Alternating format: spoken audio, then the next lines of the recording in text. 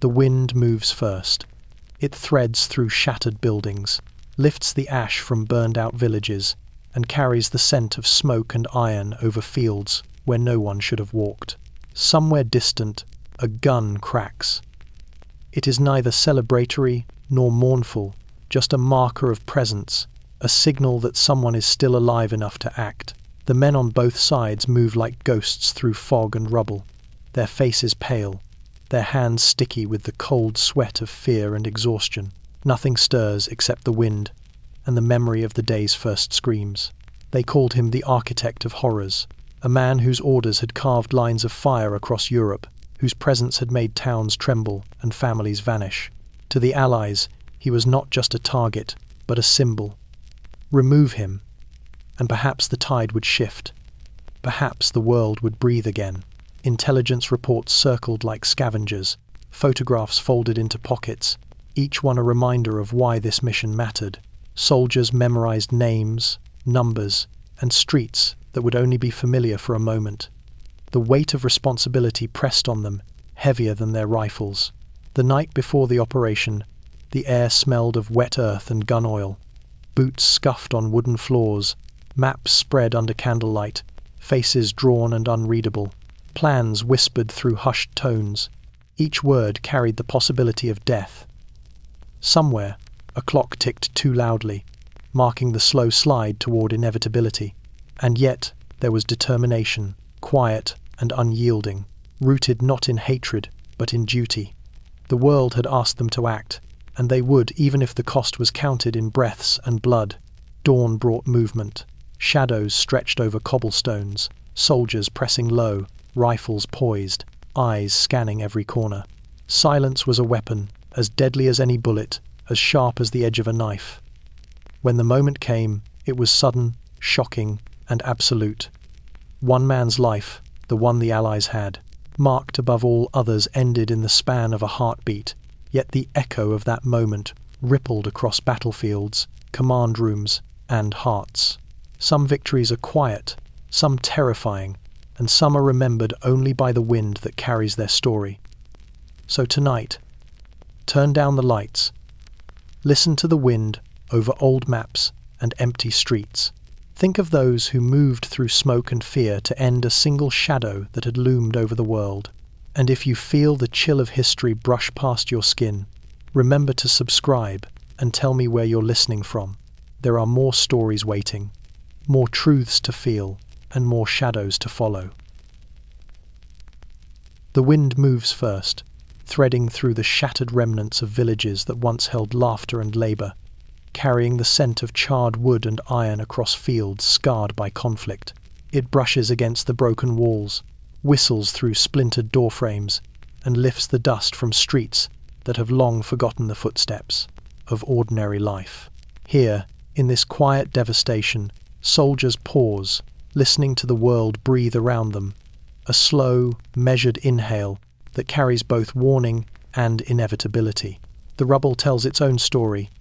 Doors twisted on hinges, windows that were never replaced, the blackened skeletons of barns that once held grain and horses. Silence has claimed these spaces first, and the living must follow, careful not to disturb the fragile peace that hides beneath smoke and fog. Above the ruins, the sky hangs low and pale, clouds pressed down by the weight of history, filtering light into soft, ghostly beams. The men who move through this place are attuned to its whispers, the way the wind curls through collapsed chimneys, the subtle shifts in shadow as the morning advances. Every step is measured, boots sinking into mud soaked from rains that fell weeks ago, or crunching over stone and brick scattered from walls flattened by artillery. There is no hurry. Haste here invites death. Time stretches, elastic and oppressive. Each second a test of patience and nerve. In the distance, a single figure moves, or at least it seems so to those who watch from afar. Intelligence reports call him a master of terror, the orchestrator of nightmares who left scorched paths across Europe and shadows that lingered long after the men who followed him had fled. He is not just a target, he is a symbol, a concentrated embodiment of the fear and destruction that have defined these years of war. Maps spread across tables in command posts mark his expected routes. his routines calculated in meticulous detail. Yet still he remains elusive. The Allies, having traced his presence, have chosen this moment, this place, to act. Soldiers who will walk the path to him feel the weight of that choice in their bones, heavier than the rifles they carry, heavier than the gear strapped across their chests. Every man has his memories folded into his uniform, letters from home tucked into pockets, photographs pressed into wallets, prayers whispered under breath. They carry these tokens as shields against what they are about to face, reminders of life beyond the ruin. The wind passes over them, lifting the scent of wet earth and distant gunpowder, brushing against the necks and cheeks of those who stand waiting, who have rehearsed their roles in silence for days. A bird stirs, flapping weakly across the rooftops, unnoticed except by the soldier whose nerves are tuned to every detail. The world is a cathedral of small sounds. The whisper of cloth against leather, the soft click of a bolt on a rifle, the faint creak of a floorboard underfoot. And yet, even amid preparation and caution, there is a strange serenity here, a suspended moment where history hangs like smoke in the morning air. They know what they must do, and the weight of responsibility presses down with the inevitability of the wind that moves first. It is a wind that carries whispers of lives ended and yet to be touched, a wind that speaks of duty and consequence, of fear and focus, and of the singular act that could tilt the course of this war. For now, they stand, listening, breathing, waiting, and in that waiting, the world itself seems to hold its breath, aware that something irreversible is about to unfold.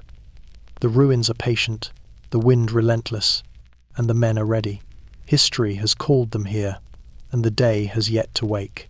The room smells of paper and candle wax, a quiet mixture that presses against the nose and settles into the chest. Maps are spread across the wooden table, edges curling from damp, the inked lines marking towns, roads, and river crossings that will soon teem with soldiers moving under the weight of orders. A single name dominates the pages, repeated in type and handwritten notes alike, circled, underlined, whispered between officers whose eyes are hollowed from nights without sleep. This is the name the Allies cannot ignore, the figure whose absence might shift the tide of the war, whose presence has caused countless lives to end before their time. Soldiers do not speak it aloud, or if they do, it comes in hushed tones, as if saying it too strongly might summon the shadow itself. Reports have traced him across borders and towns, cataloguing every action with painstaking care. Each atrocity, each command given that resulted in fire and bloodshed, is folded into folders labeled with dates, locations, and witness accounts. The intelligence officers move through these documents with the practiced care of those who handle poison. One slip, one error, and the fragile chain of planning might unravel. They exchange glances, a silent acknowledgement of what is at stake. The man they track is not merely a soldier or an officer. He is a symbol, a focal point for every fear, every grief, every loss that the Allies have endured at the hands of a relentless enemy. To remove him is to strike at the very heart of that terror. Outside, the wind presses against shuttered windows, rattling them softly, carrying with it the faint echo of artillery in the distance. It moves through the cracks and seams of the room, threading its way among stacks of paper, photographs, and maps, reminding those inside that the world beyond these walls is alive with motion, danger, and uncertainty. A candle flickers, casting long shadows across the faces of officers who have spent months plotting, observing, and waiting. Each shadow stretches and shifts with the movement of the flame, as if the darkness itself is alive, aware of the plan taking shape under its gaze. The soldiers who will carry out the operation memorize every detail, repeating streets, windows, alleyways, and courtyards like prayers. Their minds are occupied by the constant refrain: know your target, follow the plan, survive. They carry photographs folded into jackets, small items meant to humanize the figure they must remove, to remind themselves that even monsters are mortal. Yet in these images, the menace is palpable, the posture, the eyes, the faint curl of a hand ready to command or destroy. Each face captured is a reminder that this is no ordinary mission, no simple skirmish or raid. This is precision, timing, and inevitability, compressed into a single objective: end the shadow that has haunted every battlefield for years. Letters from home lie untouched, their presence a distant tether to life outside the war. Names written in looping script speak of hearths, children, and the quiet safety of mornings unbroken by gunfire. They are reminders of what drives men forward, of what they protect, and of what they risk. The wind sighs through the cracks in the walls, carrying both promise and warning. And in its passage, the officers nod, exchange murmurs, and steel themselves.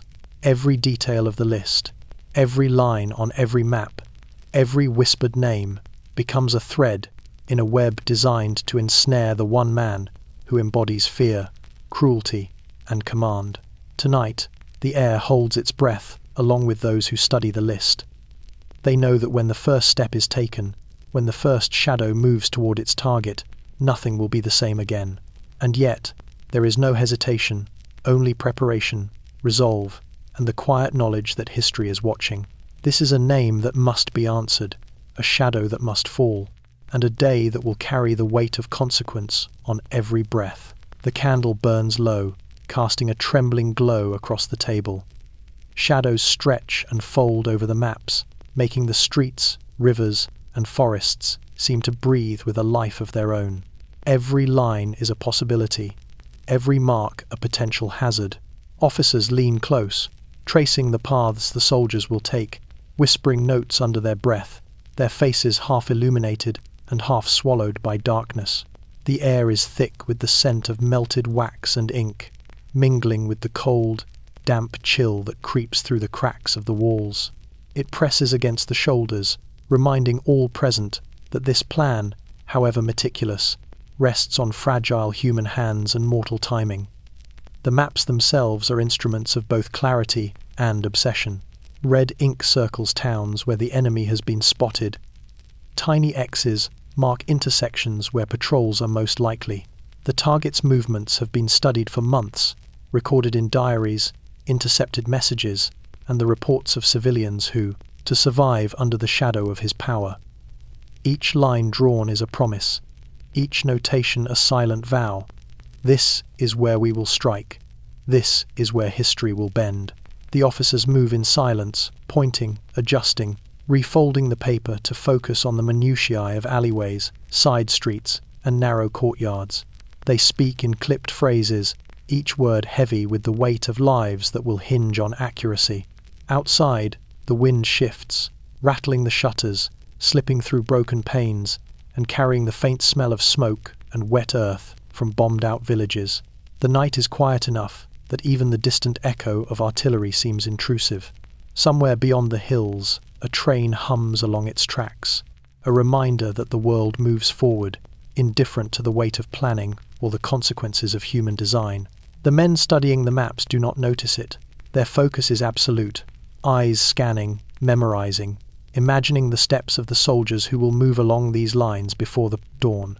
Every corner, every doorway, every shadow is accounted for, folded into an invisible path that will intersect with the life of the man whose name is feared across continents. They place photographs atop the maps, small black and white images showing the target in various settings. A distant salute, a casual glance, a hand resting on a desk like it could command armies or death alike. The officer's eyes move from photograph to map, imagining his routine, anticipating the points where he is vulnerable, where time and chance will converge in their favor. The candlelight flickers again, throwing a shadow across one face, making the image in the photograph seem to shift. For a moment, it is easy to forget that this man exists in flesh and bone, that he breathes and walks and makes decisions that ripple across the world. He is reduced here, in the glow of candlelight, to lines, marks, and angles a puzzle the Allies intend to solve.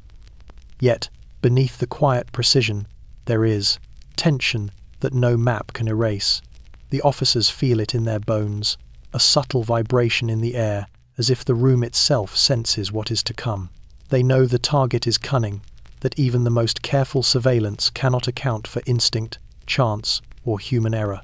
And still, they plan, minute by minute, step by step, the movement of men who will cross forests, fields, and streets to intercept him. Each fold of the map, each whispered order, each correction made with a trembling hand is part of a choreography that could fail at any moment, leaving the men exposed and the target unscathed. When the candle finally guttered, leaving shadows to merge into darkness, the maps remained open, lines etched deep in memory, minds carrying every detail forward. Outside, the wind pressed harder against the walls, a ghostly reminder of the world waiting beyond.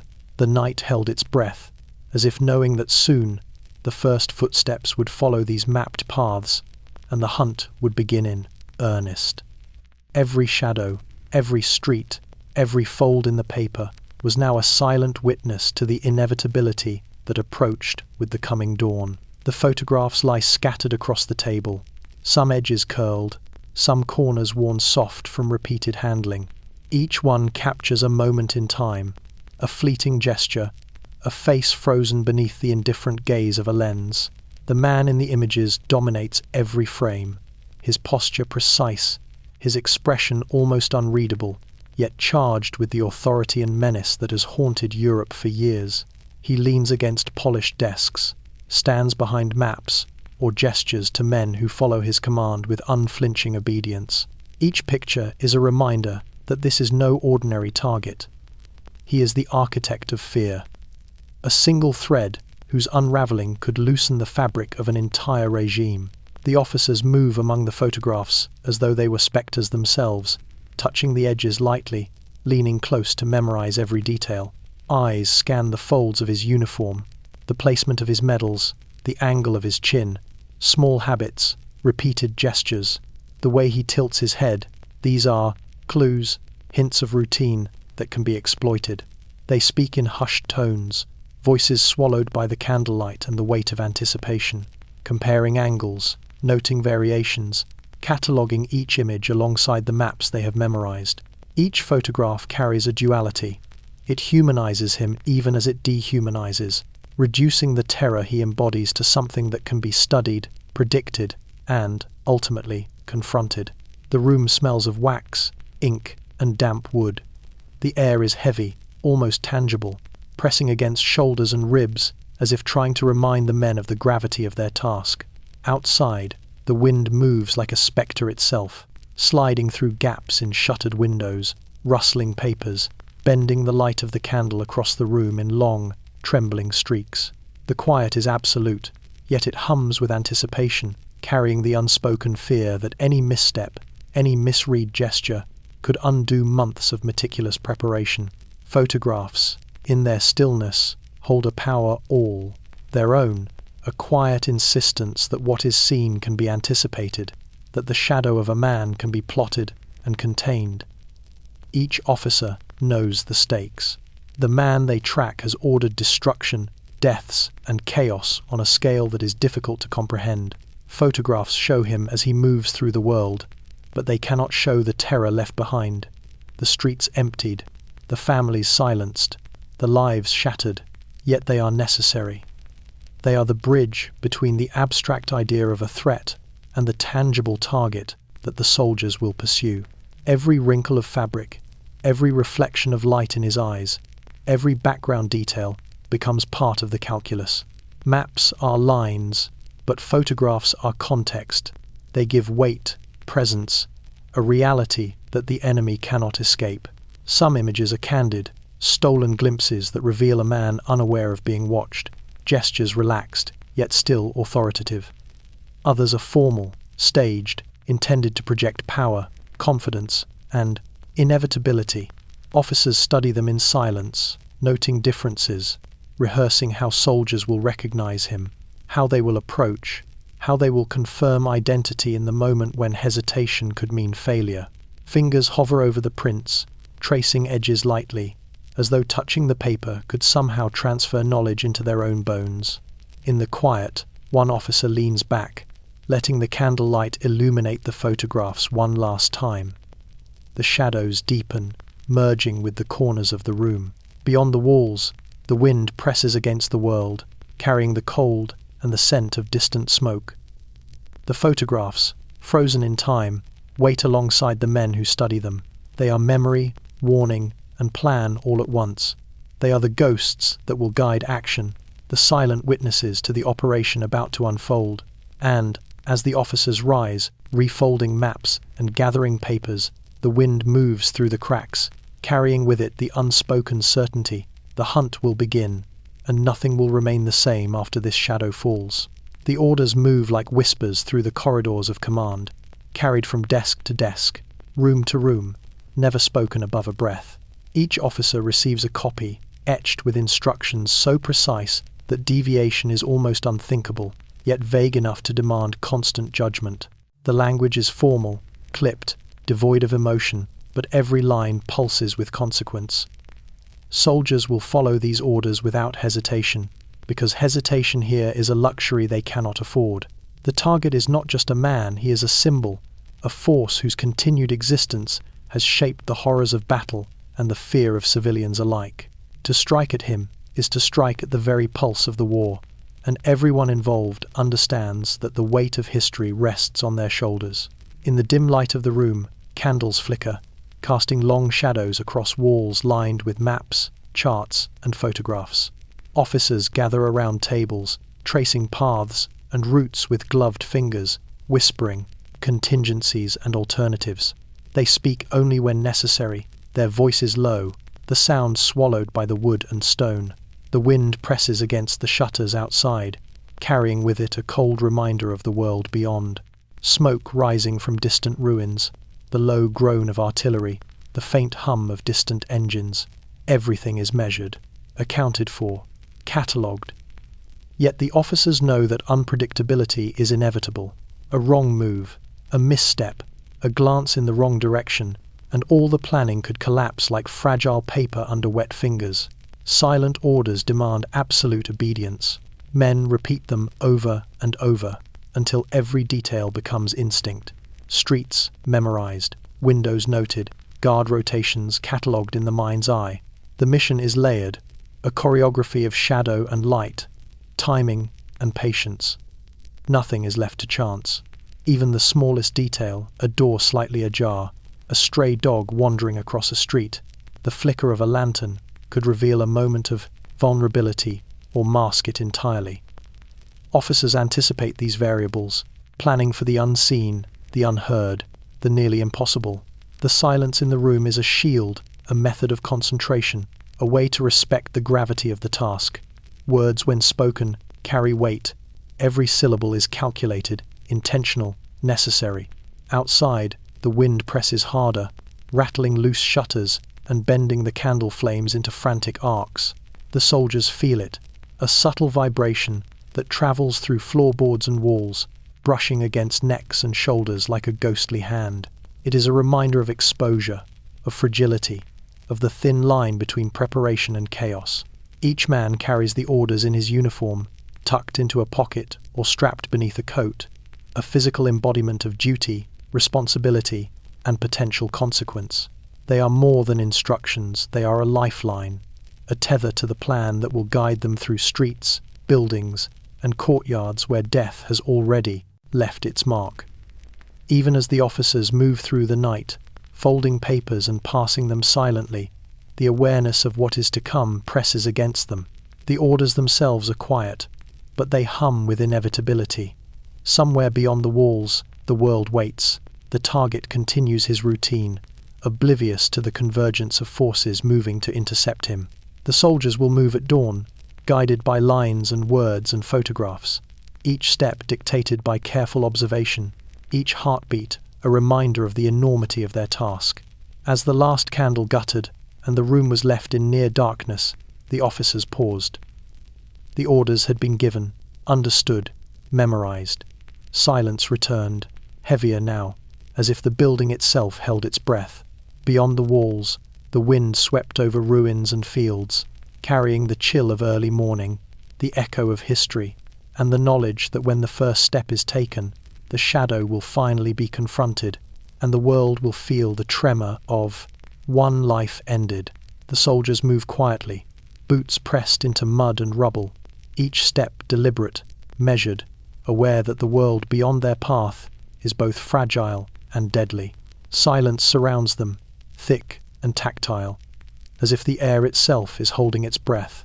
They carry rifles and maps, photographs tucked into pockets, small reminders of the man whose presence has shaped the terror of entire towns. Every footfall is rehearsed, every glance calculated. The slightest misstep could unravel weeks of planning, or worse, give life back to the shadow they hunt. The wind threads through broken streets, carrying the faint scent of smoke and iron, pressing against ears and skin, demanding attention, demanding respect. They listen not only to the wind but to the world. The creak of splintered wood underfoot, the faint drip of water from a broken pipe, the low rumble of distant artillery. Every sound carries meaning, a potential signal of danger or opportunity. The target, they know, moves within the very spaces they traverse, yet he remains unseen, a ghost in his own terrain. Soldiers whisper the orders to one another only when necessary, voices low and clipped, fingers pointing to shadows, doors, windows, and alleys. Eyes sweep constantly, scanning for patterns, for movement, for the slightest shift that could betray presence. This is patience and fear intertwined. This is the discipline of men carrying the weight of history on their shoulders. Memories ride along with them, folded into their uniforms like letters, pressed into jackets. The smell of home, a mother's voice, the laughter of children. These memories are fragile shields against the cold, against the knowledge that each heartbeat could be their last. Yet they do not falter. Each man understands that the mission is larger than any one life. The target is a symbol, a node of destruction whose elimination might tip the scales, bring hope to those who have endured years of terror, and finally grant a measure of justice to the countless lives torn apart by his decisions. They are instruments of that purpose, moving through a world that is both familiar and alien. Every street, a corridor of tension, every shadow, a potential threat. The candlelight in the temporary command posts fades into pre-dawn gloom, leaving the soldiers in darkness, punctuated only by the occasional glimmer of distant fires or lanterns in windows. They pause to check their bearings, to ensure that each man knows his role, that each path has been memorized and every contingency rehearsed. Photographs of the target pass silently from hand to hand, studied and folded back into pockets, eyes tracing lines and angles that might signal his routine. They become intimate with every detail, the curl of a hand, the tilt of a head, the way he leans against furniture. It is not obsession, it is necessity, a fusion of patience, fear, and resolve. Even as they walk through deserted streets and ruined buildings, the world presses against them. The wind carries distant echoes, birds stirring in the wreckage of roofs, the soft drip of rain from gutters torn loose by shellfire. Soldiers adjust their pace, crouch behind walls, and move like shadows themselves. The weight of their rifles is matched only by the weight of anticipation, by the knowledge that one wrong decision could end the plan before it begins. And yet, amid the fear and calculation, there is focus, an almost sacred dedication. Each man listens not only to the world, but to each other, aware of the fragile thread that binds their mission.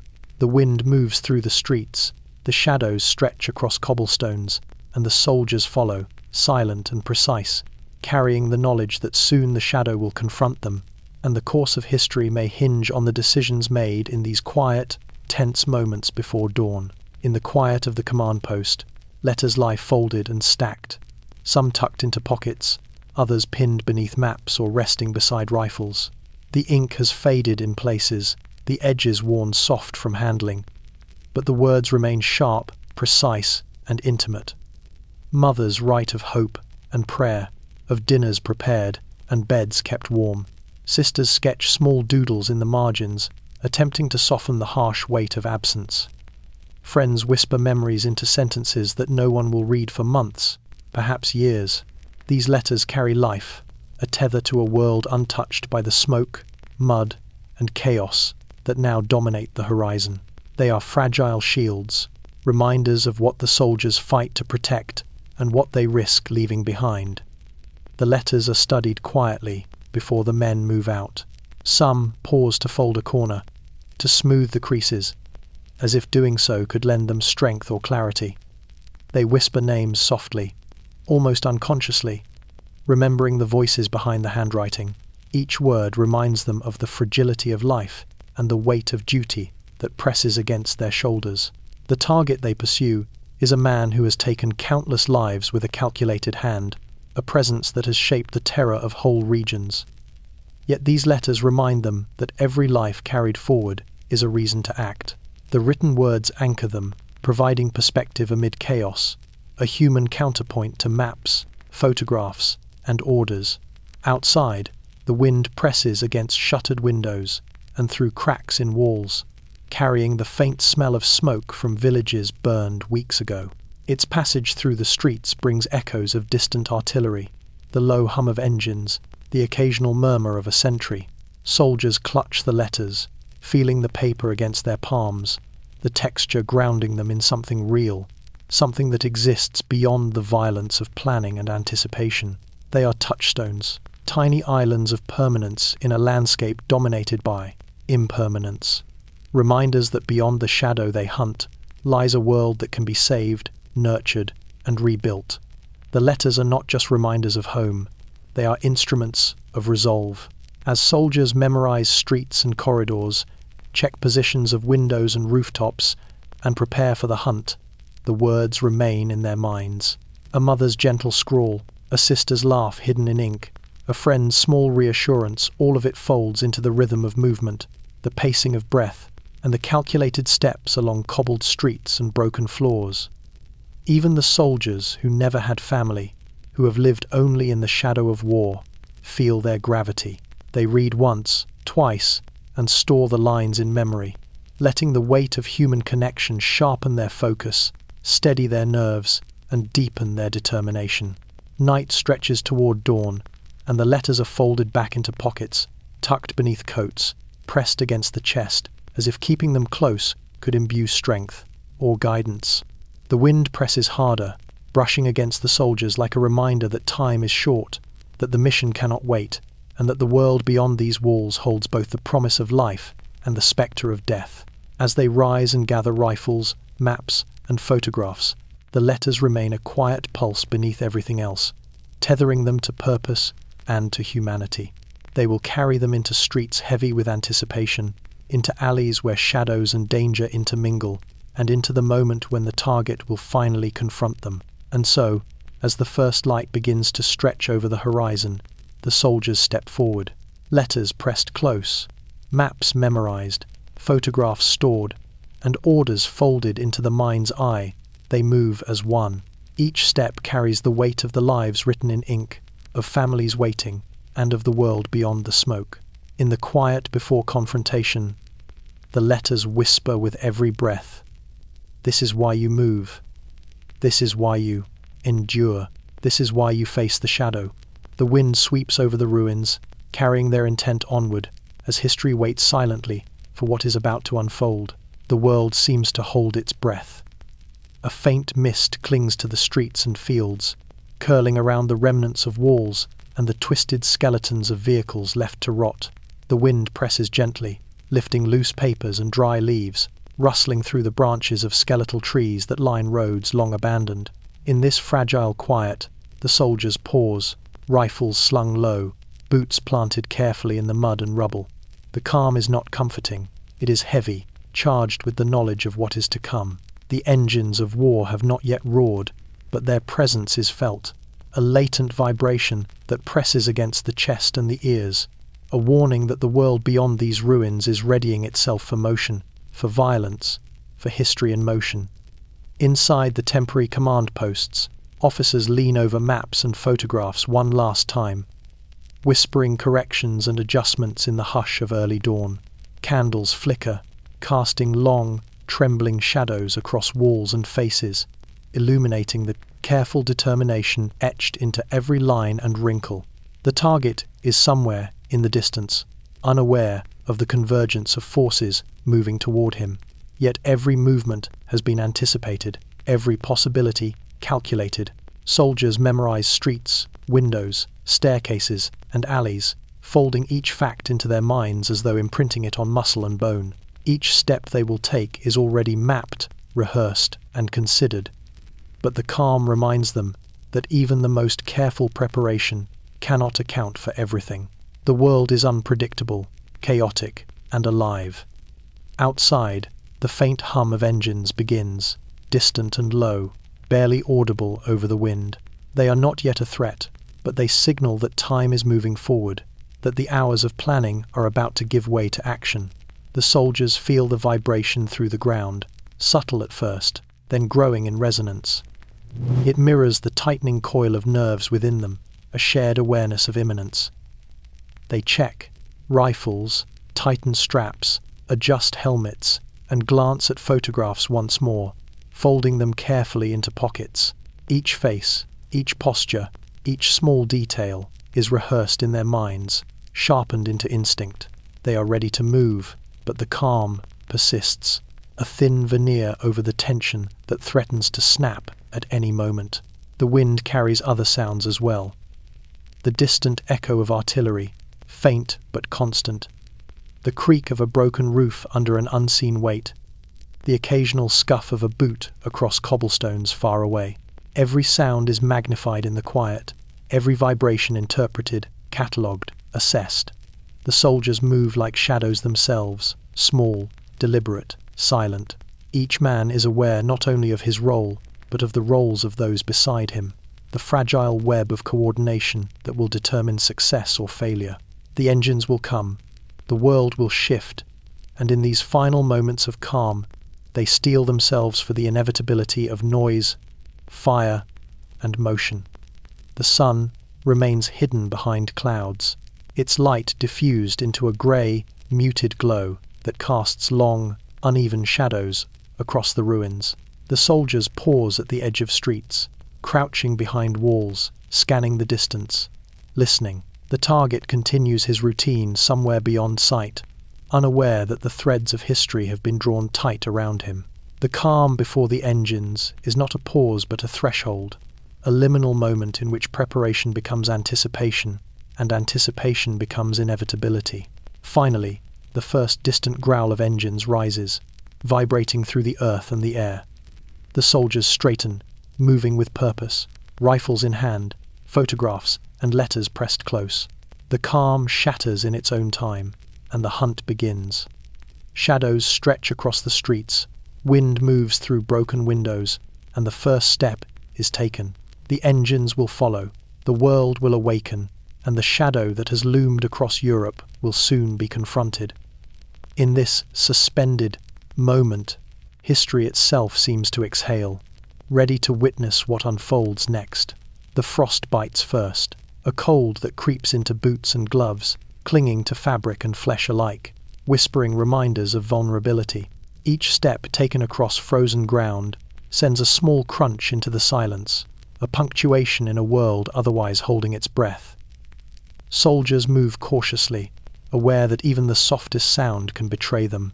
The frost glistens faintly under the muted dawn, coating cobblestones, shattered bricks, and twisted metal with a thin sheen that glints like ice-tinged glass. The air is sharp and metallic, carrying both the scent of distant smoke and the lingering weight of anticipation that presses on lungs and shoulders alike. Every footfall is deliberate, rehearsed, measured against the knowledge that the target could appear at any moment, yet remain unseen. Soldiers listen not only for the crunch of their own steps but for others. The subtle scuff of a boot on stone, the faint tap of a shutter swinging in the wind, the distant echo of machinery, awakening. Frost amplifies sound, turns whispers into echoes, yet the men adapt, walking in staggered rhythm, feeling the ground beneath them as if it were an extension of themselves. Every movement is part of a choreography that has been planned for months, each step calculated to intersect precisely with the moment when history itself will tilt. The photographs tucked into jackets are studied again in the brief pauses between steps, faces frozen in ink and paper reminding the soldiers of what they hunt. Each posture, each hand resting on a desk, each tilt of the head is etched into memory. Maps overlay the terrain in the mind's eye, folding streets, alleys, and staircases into pathways that must be exact. Any deviation could expose them or miss the fleeting moment when the target is vulnerable. Frost turns the streets into a crystalline stage, and the soldiers are acutely aware that every detail, every shadow, every glimmer of light may hold significance.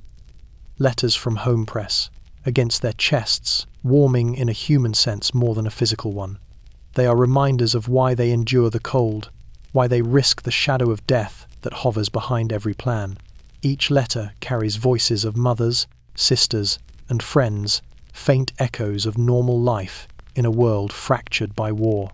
They move these letters closer as they advance, pressing them into coats, letting their weight guide them toward purpose. Even the hardened soldiers, who have long been shaped by conflict, feel a quiet gravity in the words, a tether to life beyond the frost, beyond the mission, beyond the shadow they hunt. The wind threads through ruined buildings and splintered fences, moving with intention, lifting loose papers, bending broken signs, and whispering over frozen earth. It presses against the soldiers, brushing exposed skin, testing resolve, reminding them that time is moving forward. Their breath rises in clouds, brief ghosts that vanish into the cold air, a rhythm in cadence with their careful steps. Every man feels the gravity of this moment, the silent drumbeat of history that pulses beneath boots and rifles alike. The target's presence is unseen, but the soldiers sense it, like a current running beneath the surface of the land. They move closer with every step. Each crunch of frost underfoot, a heartbeat in the long, quiet march toward confrontation. The air is heavy with expectation, sharp with cold, and charged with the knowledge that when the moment comes, it will pass in a heartbeat, leaving consequences far larger than any one man. The frost glimmers across the ruined streets, and the soldiers follow, unwavering, into the unknown, carrying the weight of letters, maps, photographs, and the unyielding certainty that history is about to be made. The shadow moves before it is seen. Its presence is felt in whispered rumors, in the silent tremor that passes through villages long abandoned, in the stories carried by those who survived what it left behind. Soldiers speak of it quietly, as though uttering the word aloud might summon it into being, though in truth, the shadow is already everywhere. It is the man whose name dominates intelligence reports, whose photograph is pinned above maps in command posts, whose reputation stretches like a dark cord across the continent. To confront him is not merely to remove a soldier from the battlefield, but to sever the symbol of fear that has haunted entire regions. Every officer knows the weight of this reputation. Intelligence reports catalogue his actions with meticulous precision, orders given that left towns in flames, movements that caused families to vanish, strategies that made the ordinary streets of Europe lethal. The shadow's influence is intangible yet palpable, a presence felt before it is confirmed, a terror carried in the memory of those who survived. Maps and photographs attempt to pin him down, yet the reputation cannot be confined. It stretches beyond buildings, beyond borders, beyond the reach of any single soldier. Still, they prepare, memorizing streets, noting staircases, windows, and hidden alleys. They carry the weight of his deeds as a silent compass, guiding their actions and sharpening their focus. Outside, the wind threads through broken walls and empty streets, carrying the faint tang of iron and smoke. The frost of morning glints off shattered rooftops and cobblestones, illuminating the landscape with a cold, crystalline clarity. The soldiers move cautiously, each step deliberate, aware that the shadow may be near, yet still unseen. The silence presses against them, thick with anticipation and fear, and every sound is amplified: the scrape of a boot, the creak of wood, the distant hum of machinery awakening. The shadow's reputation heightens the tension, a ghostly force that shapes perception, molds decisions, and tightens nerves. Inside temporary command posts, officers study photographs once more, tracing lines of sight, noting habitual gestures and postures. Each movement captured in ink and paper becomes a potential key to prediction.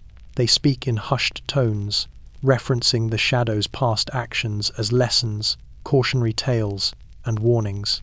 Every step he has taken before has been catalogued, every signature of movement recorded, and yet there is an acknowledgement that human instinct is unpredictable. The reputation informs strategy, but does not dictate it entirely. The men preparing to confront him carry both knowledge and uncertainty in equal measure. Letters pressed into uniforms remind the soldiers of what lies beyond the Shadow, of life untouched by the horrors he has wrought.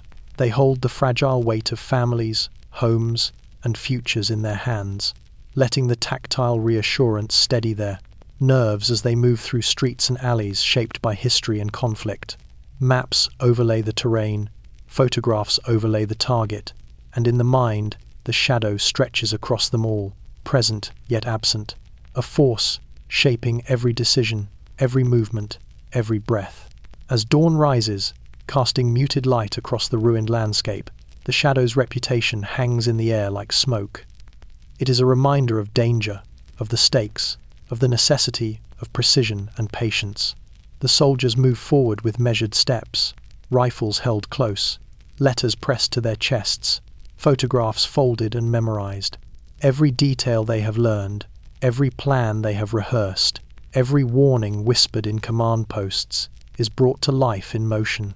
The Shadow looms everywhere at once, not yet visible, but impossible to ignore, and the world waits in suspended breath for the moment when its weight will be met with resolve, courage, and inevitability. The smoke rises first, curling from distant chimneys, from smouldering ruins, from villages scarred by battle yet not entirely abandoned. It moves in ribbons, thin and light at first, then thickens, folding over streets and fields like a living veil. Soldiers watch it with trained eyes, reading its movement, its density, the direction of its drift. Smoke is both messenger and warning, a subtle signal that the world beyond their immediate line of sight is alive, shifting, and dangerous. Every wisp carries potential meaning. The recent passage of an enemy patrol, the fire left by a hurried retreat, or the faint trace of life that might signal the Shadow they hunt is near. Within the ruined buildings that serve as temporary observation posts, officers trace the patterns of smoke across maps, aligning its twists with streets, rooftops, and courtyards below. They whisper coordinates, timing, and contingencies in voices hushed enough to be swallowed by the walls themselves. The target's movements have been anticipated, yet smoke reminds them of the unpredictability inherent in war. The smallest flare, the faintest trail, can shift the plan, demanding instant adjustment, demanding vigilance. It is a living indicator of both presence and absence, a subtle pulse in a landscape otherwise frozen by cold and anticipation. The soldiers advancing through the streets feel the smoke even before they see it clearly. It brushes against their cheeks, clings to clothing, and mingles with the frost that still rests on rooftops and cobblestones. Every inhalation is tinged with the scent of charred wood, wet earth, and something acrid, barely perceptible but unmistakably human in its implication. They move carefully, matching pace with the drifting haze, letting it guide their awareness. Shadows shift within it, hiding movement, masking intentions, and the men tread lightly, acutely aware that one misjudgment could betray their presence or miss the fleeting moment when the target will appear. Signals are also sent intentionally. Flares ignite far across the ruined horizon, bursts of light cutting through the grey dawn, and the men interpret them as cues, coordinating movements silently. Distant rifles fire single shots as markers, their echoes bouncing off walls and cobblestones, confirming positions or warning of obstacles. Each signal is layered, deliberate, part of a choreography that has been rehearsed countless times in the minds of officers and soldiers alike. Yet the smoke, drifting unpredictably, reminds them that nature and circumstance can never be fully controlled. They must move with it, not against it, integrating its presence into their rhythm of motion and observation. Even as they follow these signs, the weight of the mission presses against their shoulders. The target has shaped entire regions with his decisions. The destruction he has commanded lingers in the ruined streets, in the empty homes, in the burned-out factories. Smoke rises from these places as both witness and messenger, whispering the story of what has come before and what may soon unfold. Soldiers glance at photographs tucked into jackets, at letters pressed to chests, at maps memorized and folded in the mind, letting the signals of smoke align with their preparations, their expectations, and their resolve. As the first light of dawn spreads across the horizon, smoke coils and shifts with the wind, marking paths, hiding movement, signaling both danger and opportunity. The soldiers move with it, silent and precise, rifles held tight, senses attuned to every whisper of air and trace of scent. The shadow they hunt remains unseen, yet its presence is everywhere in these signals, in these shifting veils of smoke, in the weight that presses against each step. Every movement, every breath, every heartbeat is guided by this subtle language. In the haze, the world waits, holding its breath, knowing that soon the first confrontation will unfold, and that the smoke will bear witness to a moment destined to echo far beyond the ruins.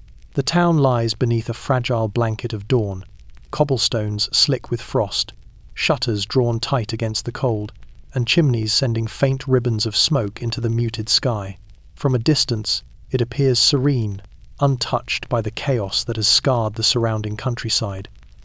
But the calm is deceptive. Within its narrow streets and silent alleys, an uneasy tension lingers, as if the walls themselves remember the horrors that have passed through and anticipate those yet to come.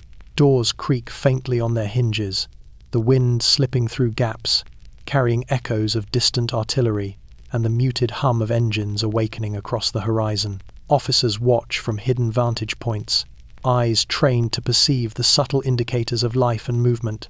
They note shadows shifting behind curtains, the faint glint of metal in windows, the soft stirrings of people who have been trained by fear to move quietly, to avoid attention.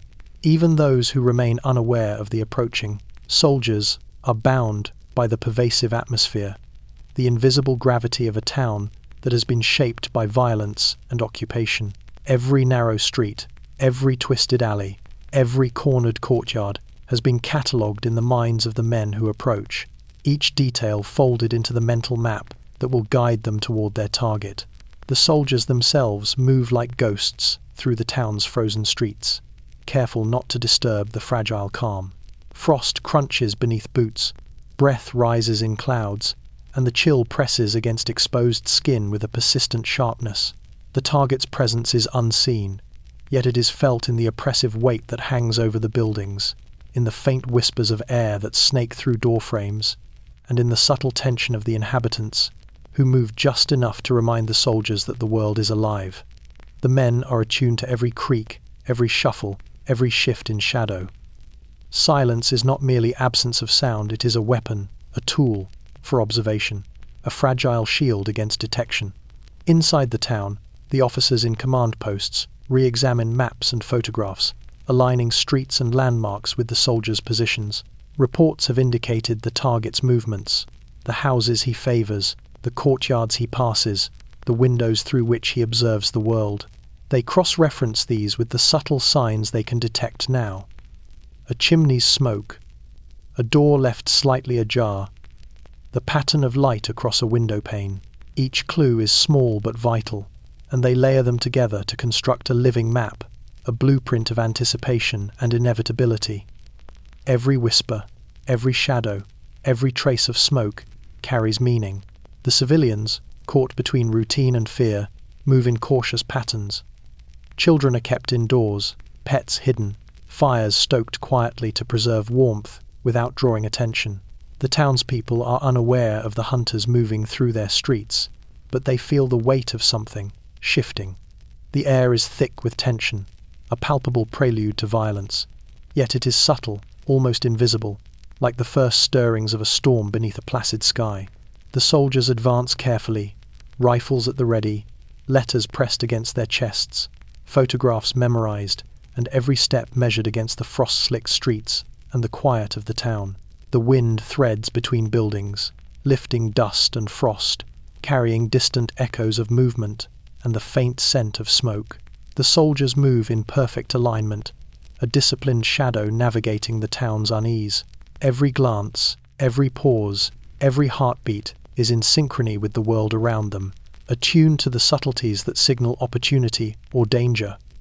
In this uneasy calm, the stage is set. The town sleeps uneasily, the shadow moves somewhere within its walls, and the soldiers prepare to intersect with a presence that has long cast fear across the continent. Every element, the frost, the wind, the silent, streets conspires to shape what is about to unfold, and in the hushed anticipation, history waits, holding its breath for the first inevitable clash.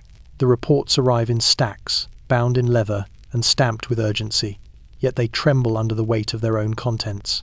Officers handle them carefully, spreading the pages across tables with a precision born of long practice, aware that every word carries consequence. The handwriting is exact, the typeface formal, yet the meaning behind each line pulses with unspoken terror. Every account catalogues atrocities, strategies, and movements, documenting a shadow that has already shaped the lives of countless civilians and soldiers. Even as the ink dries on these reports, it feels alive, imbued with the memory of destruction and the expectation of action. In the dim candlelight of the command post, officers lean close to examine each line, tracing names, dates, and coordinates with gloved fingers. They speak in hushed tones, voices barely more than whispers, comparing one report with another, searching for inconsistencies, patterns, and opportunities. Intelligence has built a skeleton of understanding around the target, a man whose influence is felt far beyond the immediate battlefields. The officers feel the tremor in their own hands as they mark maps and note streets, alleyways, and vantage points. The shadow is everywhere, yet nowhere, and these documents are the fragile bridge between abstraction and confrontation. Outside, the wind presses against walls, rattling shutters and stirring loose debris along empty streets. Frost clings to rooftops and shattered beams, glinting faintly as the pale dawn light begins to stretch across the horizon. The soldiers moving through the town sense the tension carried in these reports, the invisible hand of knowledge that guides their footsteps. Each step is measured against the mental image of the streets, buildings, and courtyards carefully described in the intelligence. Every corner could conceal danger, every window might reveal the shadow they hunt. The weight of anticipation presses down, mirrored in the trembling pages that describe what has been seen, what has been done, and what must yet be confronted. The target's past is meticulously chronicled within these documents. Orders he issued, towns reduced to rubble, patrols ambushed, innocents vanished, all are listed with unnerving precision. These are not mere facts. They are testimonies, warnings, and evidence of the magnitude of his presence. Officers study the patterns of behavior, noting habitual movements, predictable routines, and vulnerabilities that could be exploited. Each report adds a layer of understanding, yet none can fully capture the human unpredictability that has allowed the shadow to survive for so long. The tremble in intelligence is both literal and metaphorical. These are human hands handling human horror, trying to impose logic on chaos. Photographs accompany the reports, pinned alongside maps and folded into jackets, providing a visual anchor to the written words. Officers and soldiers alike trace the lines of the target's posture, the tilt of his head, the way he leans on furniture or surveys his surroundings. Every detail is catalogued, internalized, and carried forward as they move through the frost-covered streets. Letters pressed into their pockets serve as silent reminders of what they protect. Lives beyond the violence, a fragile humanity that contrasts with the calculated cruelty described in the reports. As the first engines begin to hum faintly in the distance, the intelligence trembles in the hands of those who hold it, and in the minds of those who will act upon it. Every word, every map, every photograph is part of a larger choreography, guiding men toward the shadow that has dominated history with fear and death. The wind presses harder, rattling the windows, and the soldiers adjust their positions, rifles held close, senses sharpened, hearts aligned with the pulse of preparation. The reports tremble, but the resolve of those who follow them does not. In the quiet, in the frost, in the wind-pressed streets, the world waits for action. The shadow remains unseen, yet it is everywhere, and the soldiers move with the intelligence that trembles to confront what must fall. Messages travel along invisible threads, a lattice of communication stretching across borders, forests, and rivers. The wire carries commands, intelligence, and warnings, humming faintly beneath the hands of those who handle it, a silent conduit between officers and soldiers, between plan and execution. Each pulse along the line is deliberate, a heartbeat in a vast network that binds distant places into a single, coordinated effort. The shadow they hunt moves within this continent, a phantom whose presence has been traced, calculated, and plotted, yet whose unpredictability demands constant adjustment. The wire is both guide and lifeline, a fragile channel upon which the lives of men, the success of missions, and the tide of history depend. In dim command posts, officers lean over maps and diagrams, fingers tracing the path of every line, every relay station, every relay of information. Telegrams arrive with precise timing, coded messages that must be decrypted and understood immediately. The slightest error can ripple across the continent, delaying troops, exposing positions, or missing the critical moment when the shadow appears. Soldiers receive instructions almost simultaneously in multiple forms: verbal whispers, folded notes, and electronic pulses that travel invisibly through miles of wire, carrying with them the urgency and precision of months of preparation. Each transmission is a pulse of purpose, a reminder that the entire network exists to converge on a single, inevitable act. Outside, the frost gleams faintly on rooftops and cobblestones, carrying the sharp scent of cold and distant smoke. Soldiers move beneath the wires, both literal and metaphorical, the unseen lattice guiding their steps. Each step, each glance, each movement is informed by the instructions sent through these channels. Photographs of the target, memorized maps, letters pressed close to their chests, all converge with the intelligence carried by the wire. The world seems alive with imperceptible signals, every sound and motion a potential guide or threat. Even the wind seems to cooperate, moving smoke and mist along familiar paths, marking areas that have been anticipated and scouted. The shadow's movements have been traced along this network for months. Reports from occupied towns, observations from civilians, intercepted communications, all travel along the wire, building a living portrait of a man who has shaped destruction across Europe. Officers coordinate the threads, ensuring that the soldiers advancing through frost-laden streets are positioned precisely, moving in synchrony with every relay of intelligence. The wire connects not only places, but also minds. The strategist's foresight, the soldier's instinct, the target's known routines, all woven together in a tense lattice.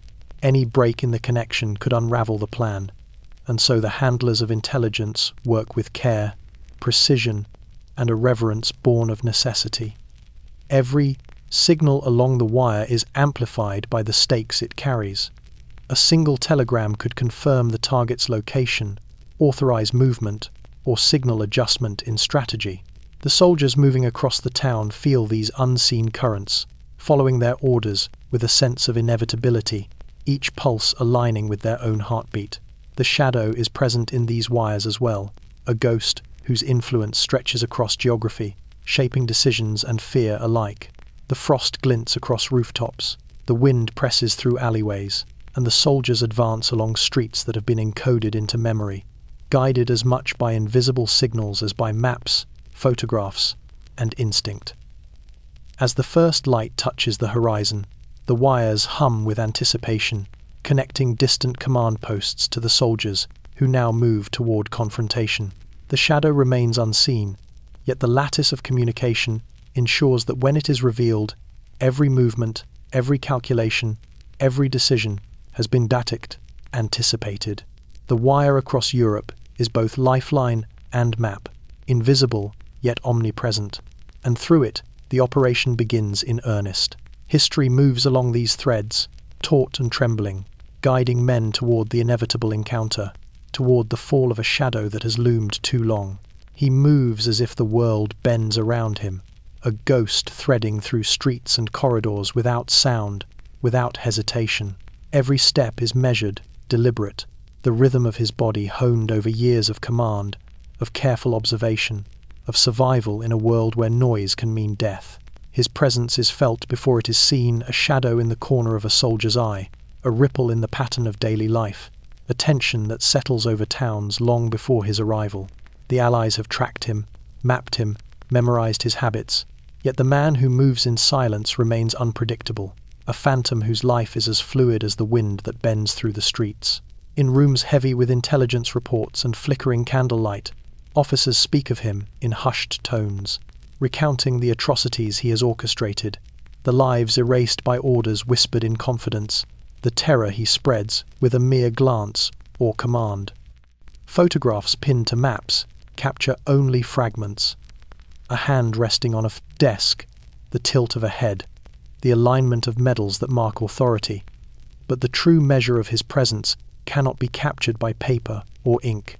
It is the way he moves through space, through time, through fear itself, leaving a resonance that the soldiers following him will feel in every shadow, every heartbeat, every breath.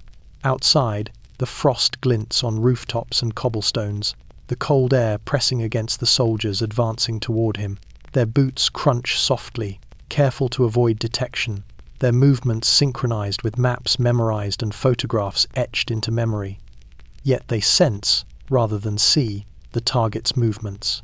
The man who moves in silence has trained his life around invisibility, around anticipation, around the subtle assertion of control. He navigates streets with awareness of every potential threat, every vantage point, every angle from which he could be observed. The wind bends around him, carrying his presence like a faint pulse, blending threat and shadow into a single, ungraspable form. The soldiers carrying letters from home, photographs of the target, and rifles at the ready move through streets lined with ruined buildings, anticipating the rhythm of the man who moves in silence. Every corner, every alley, every doorway is a potential intersection, a point where preparation meets unpredictability. They adjust their pace to match the anticipated flow of his movements, relying on intelligence that trembles with the weight of human error and calculation. The frost, the wind, and the faint hum of distant engines all converge to create a landscape alive with possibility and danger. The man they pursue has made the world itself a theater of tension, and every step they take is measured against the invisible choreography he has unknowingly set. Within the temporary command posts, officers review reports, cross-reference maps, and mark positions with gloved hands, layering their understanding of his habits with the constraints of the spedder terrain.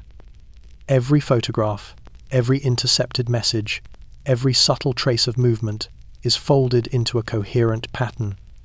Yet the officers acknowledge that nothing can fully predict him. He is trained to be fluid, adaptive, silent, and lethal in his discretion.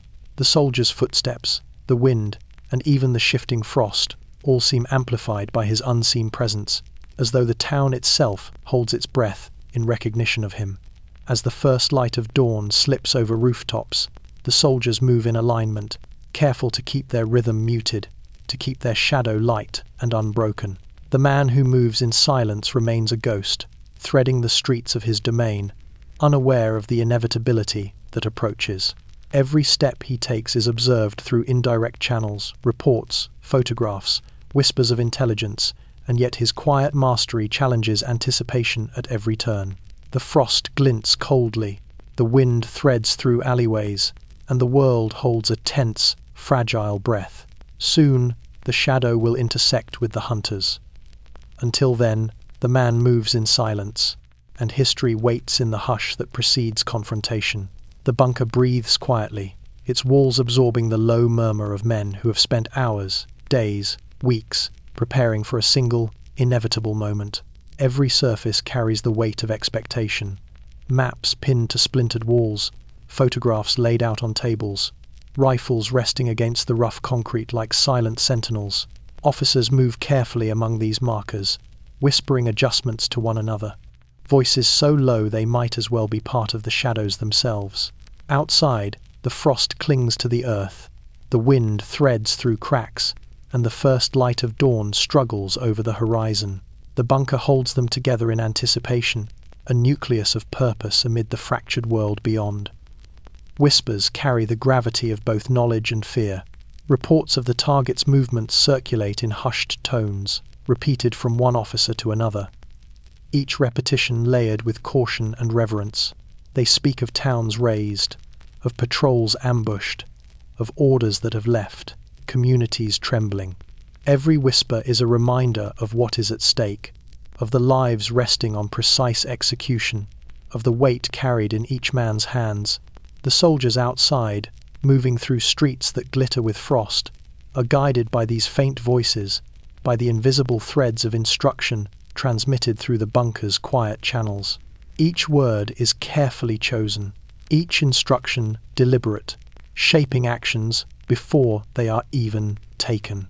The men in the bunker carry letters, photographs, and maps, tangible anchors to both humanity and strategy. They press these reminders to their chests, feeling the weight of both duty and memory.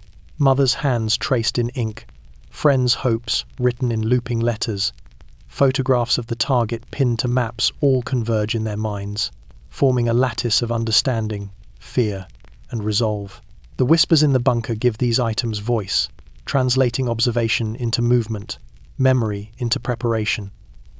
They are quiet, transmissions, subtle and invisible, yet absolute in their influence over what is about to unfold. Outside, the wind presses harder, rattling loose shuttered windows and lifting dry leaves in a delicate, chaotic dance. Soldiers pause in alleys, crouching behind walls, feeling the pulse of the town and the rhythm of unseen engines in the distance. Every sound is amplified by anticipation, every shadow scrutinized for movement, every trace of smoke interpreted as a potential sign. The bunker's whispers echo through the network of communication, guiding eyes and ears, shaping decisions before the target is even seen. They carry not just instruction, but the tremor of history, the faint imprint of countless lives affected by the man they pursue. Inside, officers mark maps with tiny, precise notations, aligning every detail of the target's known routine with the terrain he is likely to occupy. They cross-reference photographs, reports, and intercepted communications, layering information until the plan has a rhythm of its own. Every whisper contributes to this rhythm.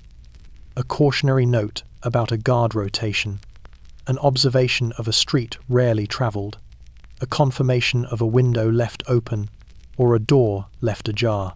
These murmurs shape the soldiers' path through frost-slicked streets, guiding them through danger with invisible hands.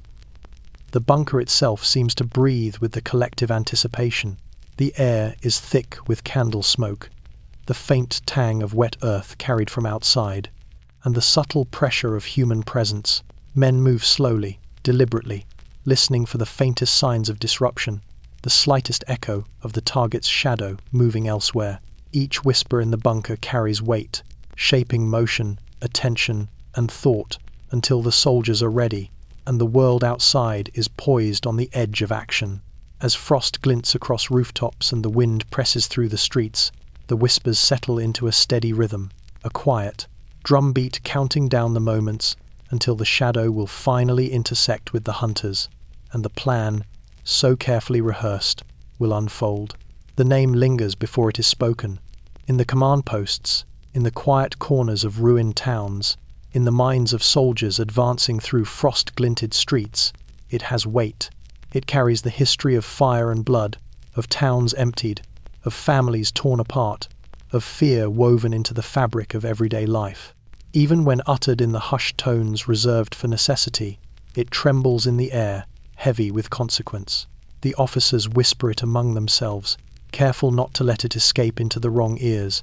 Yet even whispered, it is enough to summon the memory of what has been wrought, the shadow that has loomed across Europe for years.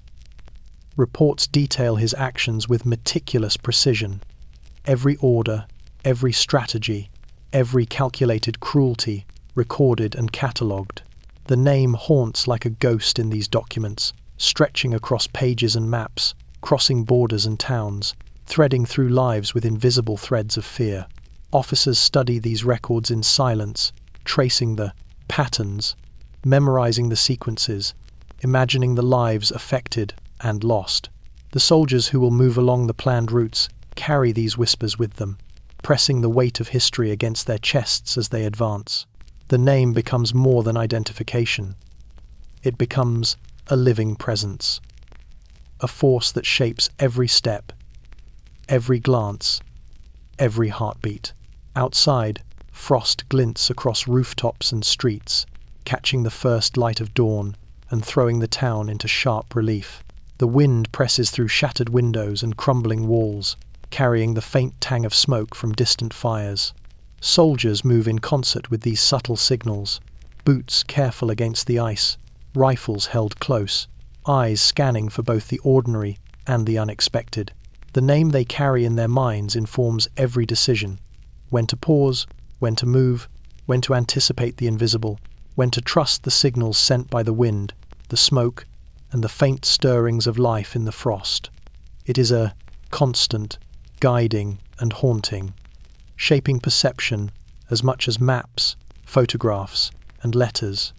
Letters from home press against their chests, a fragile counterweight to the oppressive power of the name. Mothers' prayers, sisters' sketches, friends' hopeful messages, all converge with the weight of history carried by the target's reputation. Soldiers trace the lines of ink with fingertips, memorize the words, let them anchor, focus, and resolve. The name that haunts is not theirs to bear alone. It is shared with the world beyond the town, a shadow that has already affected countless lives and will continue to ripple across history unless confronted. Every cautious step through the streets, every glance down an alley, every careful pause behind a wall is guided by the presence of this name, by the weight of what it signifies. Within the command posts, officers review maps and photographs again, tracing streets, rooftops, and stairways in relation to the target's known routines. Every photograph, every intercepted message, every whispered observation folds into the understanding of who he is and what he represents. The name haunts them as a reminder of both purpose and peril. Purpose, because it defines the mission. Peril, because its presence carries danger, unpredictability, and consequence. The wind presses harder against shutters, rattling the fragile wooden frames, and the frost sparkles like cold fire across rooftops, mirroring the tension that coils in every chest. As dawn deepens, casting long, muted shadows across the town, the soldiers move with the name alive in their minds. Every breath, every heartbeat, every careful movement resonates with it. They advance silently through frost-laden streets, letters pressed close, photographs memorized, maps internalized, each step guided by the weight of history and the power of the shadow that has loomed across Europe. Soon, the name will become flesh and presence, a confrontation inevitable. Yet for now, it haunts silently, shaping every moment, every thought, every action, until the first encounter finally unspools the carefully woven tension into motion, sound, and consequence. The fog rolls in before the soldiers can see it, a living presence that curls through streets, wraps around ruined walls, and drifts over frozen cobblestones. It muffles sound, softens edges, and blurs perception, creating a world where every shadow could hide threat or opportunity. Boots press carefully into the damp, frost-laden ground, each step measured against the knowledge that the target moves within this very haze. The air is sharp and metallic, carrying with it the faint tang of smoke, wet earth, and the distant echo of engines awakening beyond the horizon. In the fog, the ordinary becomes uncertain, and every sound, every movement, every breath carries amplified significance. The soldiers advance like ghosts, rifles at the ready, letters pressed close, photographs memorized. Each man is attuned to subtle differences in the environment: the scrape of a shutter against a wall, the faint shift of debris under weight, the ripple of wind across the cobblestones. The fog distorts vision, stretches perception, and heightens every instinct honed through months of preparation. Every pause is intentional, every glance precise, every breath controlled. They move in unison, guided by maps memorized, reports studied, and photographs internalized, letting the haze shape their understanding of space, distance, and timing. Inside command posts, officers monitor the subtle shifts that signal opportunity.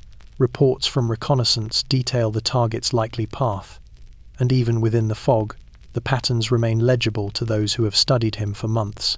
Photographs are reviewed again, features memorized, and compared with the shadowed shapes visible through drifting mist. Officers whisper in careful tones, voices swallowed almost entirely by the thickness of the bunker walls. The fog outside mirrors the uncertainty within, the balance between preparation and chance, between prediction and instinct. Every detail of movement, every potential line of sight, every possible approach must be considered against the living, shifting backdrop that the fog provides. The target's presence is implied rather than confirmed. Soldiers sense it in the subtle disturbances of air, the faint movements glimpsed through softened edges, the way the wind carries certain scents more sharply than others. He is unseen but influential, shaping the rhythm of advance, the tension in each heartbeat, the precise cadence of every step. The fog provides both concealment and challenge, masking the target's movements while simultaneously threatening to obscure the soldier's own positions. Every man moves with heightened awareness, attuned to the world in a way that only proximity to danger can demand.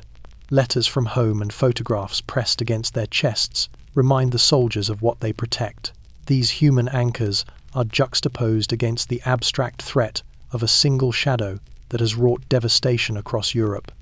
Frost glistens faintly beneath their boots, reflecting the muted light of dawn through the fog, and each step becomes a negotiation between careful motion and inevitable progression. The air carries a tension that presses into lungs and muscles alike, the fog amplifying the quiet fear, the anticipation, the singular focus required for the hunt to succeed. The fog bends and curls through streets, drifting over alleyways, obscuring angles, and softening the harsh geometry of destroyed buildings. Soldiers move within this fluid landscape, guided by internalized maps, silent commands, and the imperceptible cues of a world alive with unseen life and potential threat. Every step, every measured pause, every inhalation carries weight. The shadow they pursue threads invisibly through the haze, a ghost whose presence shapes the fog as surely as the wind shapes smoke. And within this living, breathing mist, history waits, holding its breath for the moment when the hunters and the hunted will finally converge. The maps lie on the table, worn at the edges, ink faded in places. Yet every line, every mark, every annotation carries the weight of months of observation. Officers lean close, fingers tracing streets, alleys, rooftops, and courtyards, memorizing the terrain as though it exists solely in their minds.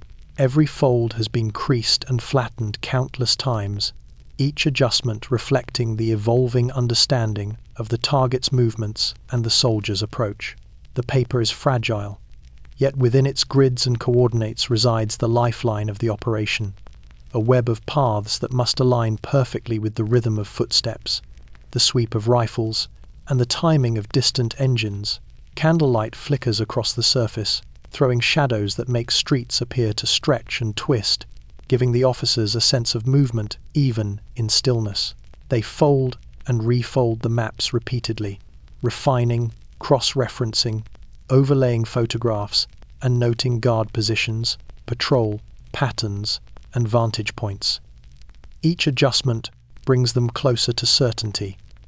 Yet the imperfection of human observation and the unpredictable nature of the target ensures that tension remains. The maps are not static. They breathe with the movement of the operation, a living record of preparation pressed against paper, a tactile reminder of the stakes. Outside, frost glints faintly on rooftops and cobblestones, and the wind threads between ruined walls, carrying distant echoes of life and the subtle scent of smoke. Soldiers move through the streets with these maps folded into memory, each line internalized, each landmark encoded into instinct. The folds in the paper mirror the folds of space itself. Alleys, doorways, rooftops, staircases, all compressed into a mental landscape that guides every movement. As they advance, every step is measured against these internalized folds, every glance confirmed against a remembered line or corner. The maps are more than paper. They are the rhythm of the mission, a silent pulse that threads through boots, rifles, and the heartbeat of every man in motion. Reports and photographs accompany the maps, pinned and weighted, layered with notes from reconnaissance and intelligence. Officers trace the target's known routines, the habitual paths he favors, the predictable pauses and gestures that might reveal him to soldiers moving through the frost. They speak in low, precise tones, comparing lines and annotations, adjusting folds to account for new information. Each fold and refold is a rehearsal, a simulation, a test of memory and precision. The soldiers who will move through the streets carry these folds within them, as much a part of their bodies as their rifles, letters, and personal resolve. The weight of anticipation presses in the room. The target remains unseen, yet he influences every adjustment, every crease, every annotation. The folded maps become a nexus, a tangible representation of human foresight confronting human unpredictability. Each soldier understands that deviation, hesitation, or oversight could unravel weeks of preparation. The folds are a reminder that planning alone does not guarantee success. Precision, patience, and presence of mind are equally necessary. As dawn continues to stretch across the horizon, candlelight gives way to pale natural light, illuminating every crease and fold. The maps are folded and refolded one last time, internalized into memory, and tucked away with photographs and letters. Outside, frost glints, wind presses, and soldiers move silently along streets that have been rehearsed in paper, mind, and muscle. The world waits with bated breath, poised for the intersection of preparation and action. The shadow they pursue threads invisibly through this terrain, and every fold of the map is a step closer to confrontation, a step toward history unfolding in deliberate, measured motion. The calm settles over the town like a thin sheet of ice, smooth, silent, deceptive. It stretches across the frost-slick streets, seeps into doorways, clings to broken brick and shattered glass. At first glance, it appears peaceful, almost serene in the muted light of early morning. But to the soldiers moving through this landscape, the quiet vibrates with tension. It presses against their ears, sharpens their senses, coils around their nerves. Nothing about this calm feels natural. It is too still, too absolute, too aware of itself. It feels like the world is bracing for impact, holding its breath before something irreversible breaks the silence. The soldiers proceed with deliberate care, boots barely whispering across the ground. Every sound becomes a warning, the soft crack of ice beneath a heel, the faint sway of a broken shutter, the almost imperceptible hum of engines far beyond the horizon. Their rifles remain steady, their breaths controlled, their eyes scanning every window and shadow. They feel the presence of the target, not through sight, but through the tension woven into the air. It settles in their bones, a subtle weight that reminds them they are close, closer than they have ever been. Within the command posts, officers sense it too. They hover over maps and photographs, whispering quiet recalculations, adjusting precise movements by inches and seconds. The calm outside seems to seep into the bunker as well, muffling voices, intensifying the glow of candles against damp concrete walls. The silence inside mirrors the silence outside, heavy with unspoken expectation. Officers exchange glances that require no words. Each man feels the fragile balance, the tightrope stretched between success and catastrophe. The calm is not a gift. It is a warning. They know this with a certainty that prickles at the neck. Wind slips through the gaps in broken buildings, carrying frost-laden air that chills exposed skin. It brushes against soldiers' coats and rattles loose fragments of debris, but even the wind seems cautious, as though testing the boundaries of the quiet. The town feels suspended, waiting for something to move, something to speak, something to break. The soldiers tighten their grips on their rifles, listening for the slightest shift in the atmosphere. Normally, a dog might bark, a door might slam in the distance, a bird might stir on a rooftop. But here, nothing. Only the wind, only the fog, only the breath of men who know their lives hang on the edge of a moment not yet arrived. Letters pressed against their chests remind them of home, of warmth, of life beyond frost and fear, of the humanity that feels distant in this suspended quiet. They draw strength from these fragile anchors, letting the memory of familiar voices steady their hands and slow their racing thoughts.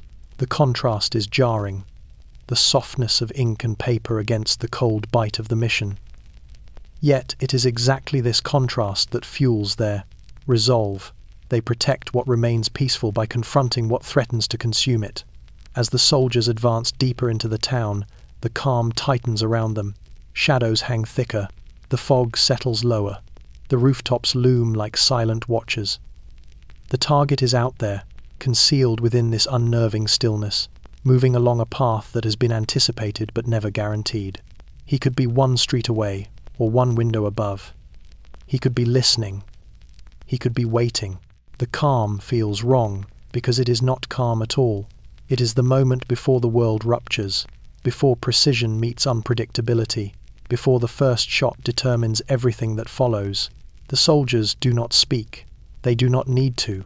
The calm speaks for them, reminding, warning, promising. Something is about to happen, and when it does, the frost will shatter, the silence will break, and the shadow they have tracked for months will no longer be just a name whispered in bunkers and mapped across folded paper. He will be real, present, within reach. For now, they move through the wrongness with steady breaths and steady hands, knowing the next heartbeat may be the one that changes history. The dawn comes slowly, pale and hesitant, brushing over the edges of ruined rooftops and frost-laden fields. Light stretches across the town in thin, silvery threads, cutting through the lingering mist and illuminating the jagged outlines of destruction that mark every street. The soldiers pause at the edge of the town, behind low walls and twisted remnants of fences, where barbed wire snakes across the ground like a frozen serpent. Each wire glints faintly in the early light, a stark reminder of both confinement and danger. Every step forward will be measured against these barriers, these obstacles designed to impede movement and slow momentum. The dawn itself seems conscious of what is about to unfold, carrying a pale, unsteady promise across the frost-crusted streets. The target's presence is implied rather than visible. Soldiers feel it in the tension that vibrates through the air, in the shifting shadows between rooftops, and in the faint curl of smoke from distant chimneys. The man they hunt has moved along these streets countless times before, leaving subtle traces that only trained eyes and intuition can perceive. Officers whisper quietly, fingers tracing the folded maps, pointing out intersections and potential vantage points. The barbed wire becomes both a challenge and a tool, shaping the soldiers' movement, dictating their paths, slowing their approach in ways that allow them to conserve stealth and maintain control over timing. The frost crunches under boots as the soldiers advance, every step deliberate, every breath measured. Rifles are gripped firmly, photographs pressed close, letters tucked securely within coats. The pale light highlights the edges of abandoned carts, splintered doors, and shattered windows, casting long, distorted shadows that ripple across streets like living spectres. Each movement is guided by memory, maps, and intelligence, the accumulated understanding of weeks of surveillance, reports, and photographs. Yet the uncertainty of the dawn, softened and distorted by mist, keeps tension taut. The world feels suspended between stillness and motion, each moment pregnant with the possibility of discovery or disaster. Inside temporary command posts, officers watch and whisper, adjusting instructions to align with the movement of men outside. The faint glimmer of dawn highlights photographs of the target, emphasizing the tilt of his head, the angle of his posture, the habitual gestures that have been memorized and rehearsed by soldiers moving silently through frost-glazed streets. Orders transmitted through the wire, whispered into ears, carried on paper, they all converge in this moment. Every fold in a map, every note in a report, every detail observed over months coalesces into a plan ready to spring into action. The barbed wire, once a simple obstacle, is now part of this choreography, a boundary that shapes both space and time for those moving toward the inevitable confrontation. The wind threads, through the gaps in buildings, pressing against soldiers and officers alike, carrying the faint scent of smoke, wet earth, and iron. The frost glimmers as if anticipating each footfall, and the soldiers adjust their pace to account for hidden obstacles and unseen dangers. They move as one, shadows merging with the soft illumination of dawn, every step synchronized with the rhythm of the operation. The barbed wire becomes a tactile reminder of stakes, a constant presence that emphasizes the delicate balance between movement and stillness, between stealth and exposure, between life and death. The target remains unseen, but his influence shapes every action. The dawn filters through broken rooftops and skeletal walls, lending the town a surreal, suspended quality. Every movement along streets, alleys, and courtyards has been anticipated, but the fog of uncertainty keeps the soldiers alert, their nerves taut as bowstrings. The frost, the mist, the pale light, and the wire itself, all conspire to make each step a test of skill, patience, and nerve. The soldiers advance, measured, deliberate, guided by every lesson learned, every map folded and refolded, every whisper transmitted through wire and paper. The shadow they pursue lies just beyond reach, and the dawn through barbed wire marks the threshold between preparation and action, a quiet, haunting prelude to the confrontation that will ripple across history. The rifles feel impossibly heavy in the soldiers' hands, even after months of training and countless marches. Leather straps dig into shoulders, metal cold against palms, but the weight is not entirely physical. It carries the burden of expectation, the responsibility of precision, and the knowledge that a single misstep could unravel everything. Each soldier balances the tangible mass of the weapon with the intangible mass of history pressing down upon them. Every finger along a trigger, every careful adjustment of aim, every subtle shift in stance is measured against what they have been trained to anticipate, and against what the shadow they hunt has wrought across Europe. Frost glints along the barrels in the pale dawn light, each rifle catching threads of silver as the soldiers crouch behind walls, broken fences, and debris. They adjust their grips and angles, testing the weight against the contours of their bodies. The rifles are extensions of themselves, yet they are also instruments of consequence, capable of ending life in a heartbeat, capable of changing the course of a mission, capable of shaping history. Officers whisper instructions, fingers tracing coordinates on folded maps, pointing toward windows, doorways, and alleys. Every fold in the paper, every photograph, every intelligence report guides the placement of these weapons, each barrel aligned with anticipation, memory, and instinct. The target remains unseen, yet his presence is felt, shaping the soldier's actions and the very way the rifles are held. Years of observation, months of planning, and countless reports have codified the routines and vulnerabilities of the man they pursue. Every step, every doorway, every rooftop is imagined in relation to his known patterns. The rifles are balanced for stealth and speed, for recoil and reach, calibrated to match the precision necessary for a single, critical encounter. The frost-laden streets amplify each sound, so the weight of the rifle must also be counterbalanced with careful movement, careful breathing, careful timing. One slip could betray a position or signal the shadow that the hunters are near. Letters from home press against chests beneath the rifles, human reminders of what the soldiers protect, what they fight for, and what could be lost. They carry the weight of personal attachments alongside the metallic heft of their weapons, blending duty with memory, training with emotion. The juxtaposition sharpens focus. The rifle is both instrument and anchor, bridging preparation and action, reality and responsibility. Each man moves deliberately, each footfall calculated, the frost beneath them crunching softly, as if to remind them of the fragile margin that separates success from disaster. Outside, the wind presses through streets and ruined buildings, bending smoke and mist into unpredictable patterns. The rifles are steadied against these variables, held ready for the unseen, the fleeting, the unpredictable.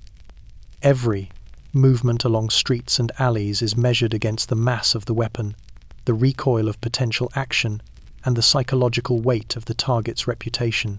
The soldiers carry history in their hands, the lives of those they protect in their arms, and the burden of the mission in their shoulders. The rifles are cold, heavy, unyielding, but they are also lifelines, precision instruments through which the shadow will finally be confronted. As dawn deepens and light spreads across rooftops and streets, the soldiers adjust their positions one last time. The weight of the rifles presses against their bodies, a constant reminder of purpose and responsibility. Each man inhales sharply, feeling the cold bite of the air and the balance of metal and muscle. Frost glints along barrels, wind whispers through alleys, and the shadow that has haunted Europe remains unseen, shaping every movement, every step, and every breath. The rifles are ready, so are the soldiers. The world waits, taut and silent, for the first act to unfold, for history to pivot on the precise, measured weight held in these hands. The fields lie before the soldiers like frozen seas, pale under the first light of dawn, dotted with remnants of fences, shattered carts, and the skeletal remains of hedgerows. Frost clings to every stalk of grass, every furrowed row of earth, glittering like tiny shards of glass. The cold bites through uniforms and gloves alike, seeping into bones and muscles, but it cannot deter focus. Each step is deliberate, calculated, measured against both the terrain and the invisible presence of the shadow they pursue. The fields, at once open and exposed, demand vigilance. Every movement, every sound, every shift in posture could betray their position to an unseen observer. The soldiers advance cautiously, rifles held close, photographs and letters pressed against their chests. The frost crunches under boots, a subtle, amplified sound in the silence, reminding them that even the smallest error could compromise months of planning. The wind presses across the fields, carrying the faint scent of damp earth, distant smoke, and the metallic tang of weapons. It swirls through the remnants of destroyed hedgerows and broken fences, masking some sounds while amplifying others. Soldiers adjust their pace to the rhythm of the wind, pausing when it gusts sharply, moving when it softens, letting the landscape dictate the tempo of their advance. Officers in nearby observation points monitor the approach, cross-referencing the soldiers' positions with maps, photographs, and reports. Every field, every ditch, every rise in the ground has been memorized, folded into the mental maps etched over months of surveillance. The target's routines have been studied, and the soldier's paths are choreographed to intercept him at a precise intersection of timing, geography, and opportunity. Yet even with this preparation, the openness of the fields introduces an element of uncertainty, a challenge that sharpens nerves and hones instincts. Each man steps lightly, breathing measured, aware that exposure can be lethal, and that the shadow they track has long been skilled in exploiting the unseen. The letters pressed against their chests act as anchors, reminders of home and humanity. Mothers' prayers, sisters' sketches, friends' messages, these human connections lend clarity and resolve to each movement, balancing the cold and the danger. Soldiers move with dual awareness, the immediate presence of frost-laden fields underfoot and the intangible weight of the lives they protect. Every crunch of frost, every ripple of wind, every subtle shadow is processed through this dual lens, shaping posture, rhythm, and decision-making. The fields are not just geography. They are an extension of both opportunity and risk, a living landscape that responds to every measured step. The target remains unseen, yet his influence threads invisibly through the soldiers' minds.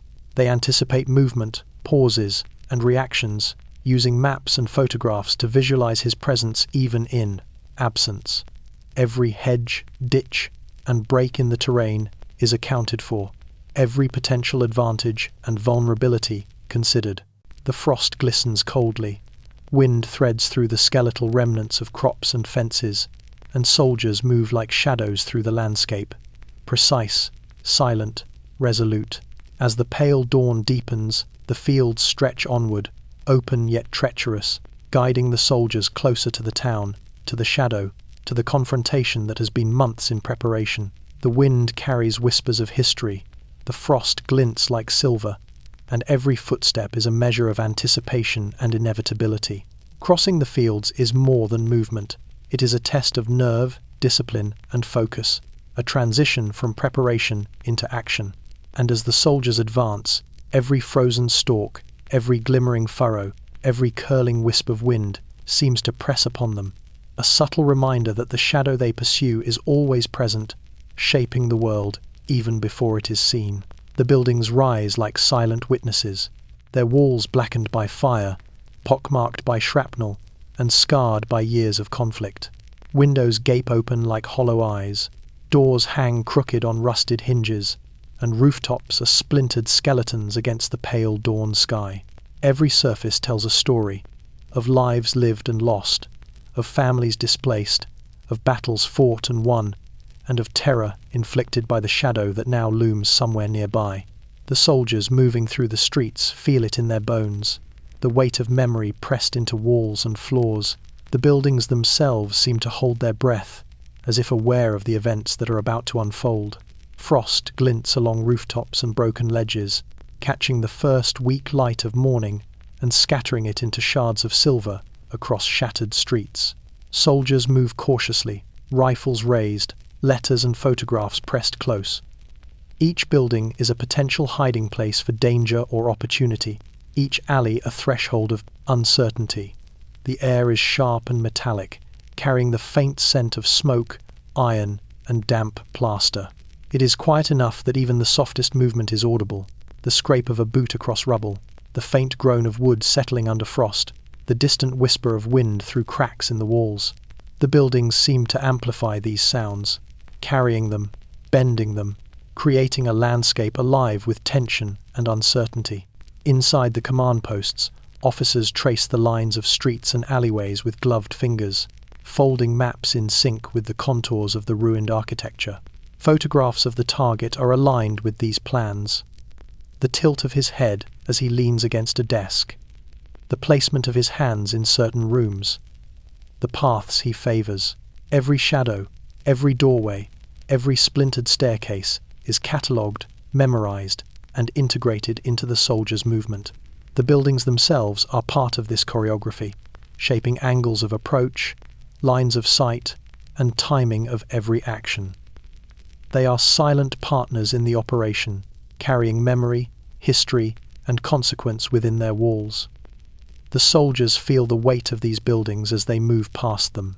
Frost crunches beneath boots, echoes off stone and wood, reminding them of both the fragility and resilience of the structures. Letters pressed to chests anchor their focus, providing a counterpoint to the cold, hard geometry of ruin. Every glance, every pause, every careful step is informed by the knowledge that the shadow they pursue has moved through these same streets, perhaps even within the same buildings. The target's presence is invisible, yet it is suggested in the alignment of corridors, the angles of staircases, the faint scent of smoke still lingering in some corners. The wind threads through broken windows and collapsed roofs, stirring dust and frost, lifting loose debris into the air. Soldiers adjust their pace, crouch behind walls, and use the buildings to obscure movement, letting the ruins themselves guide them forward. Every doorway becomes both a shield and a potential threat, every shadow a calculated risk. The buildings remember the past, the violence, the fear, the lives lost, and now they bear witness to preparation, to anticipation, to the quiet approach of those who will confront the shadow. As dawn strengthens, the soldiers move deeper into the streets, guided by maps, photographs, and instinct. The buildings stretch above them like sentinels, silent and knowing, each wall a record of human endurance and tragedy. They shape movement, amplify sound, and obscure vision, creating a living, breathing landscape that the soldiers must navigate with precision and patience.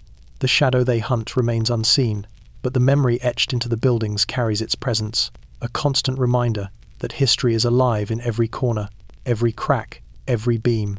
And as soldiers pass beneath fractured rooftops and through narrow alleys, the streets themselves seem to hold their breath, waiting for the moment when preparation, patience, and inevitability will converge. The windows stare like silent sentinels, empty and hollow in most buildings, yet still carrying the weight of memory.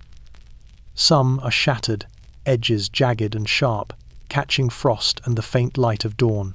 Others are darkened by soot and grime, the glass warped from heat and impact. Through them, the soldiers imagine the world from the shadow's perspective, a vantage point of power, observation, and anticipation. Every pane, every frame, every crack becomes a potential signal, a possible threat, or a fleeting opportunity. The town itself seems aware of these openings, the windows acting as eyes that remember, judge, and witness the movements of all who pass below. The soldiers advance cautiously along the streets, rifles pressed close, letters and photographs held tightly against chests. Each step is deliberate, measured, calculated against the sightlines created by the windows above. Even the faintest glint of frost on glass becomes significant, a potential reflection that could reveal their position. Officers whisper adjustments into radios and paper notes, aligning the soldiers' movements with both the known routines of the target and the unpredictable variables of the town itself.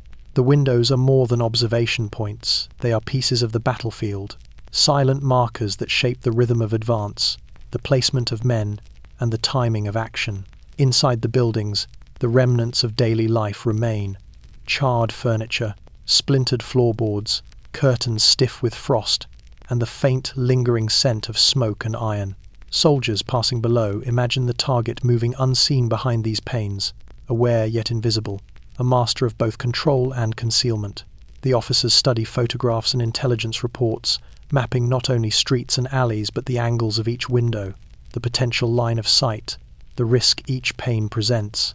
The soldiers carry these visualizations in their minds as they crouch behind walls, pause behind broken carts, and weave through the frost-glazed streets. Each window above carries the weight of possibility, threat, and history. Letters from home press against chests, a human counterpoint to the cold, geometrical vigilance required to navigate the streets and the window's gaze.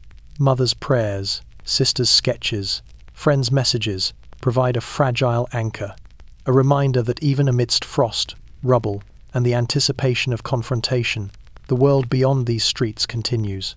Soldiers balance these reminders with the rifles they carry, the photographs memorized, and the intelligence that trembles with the weight of months of observation.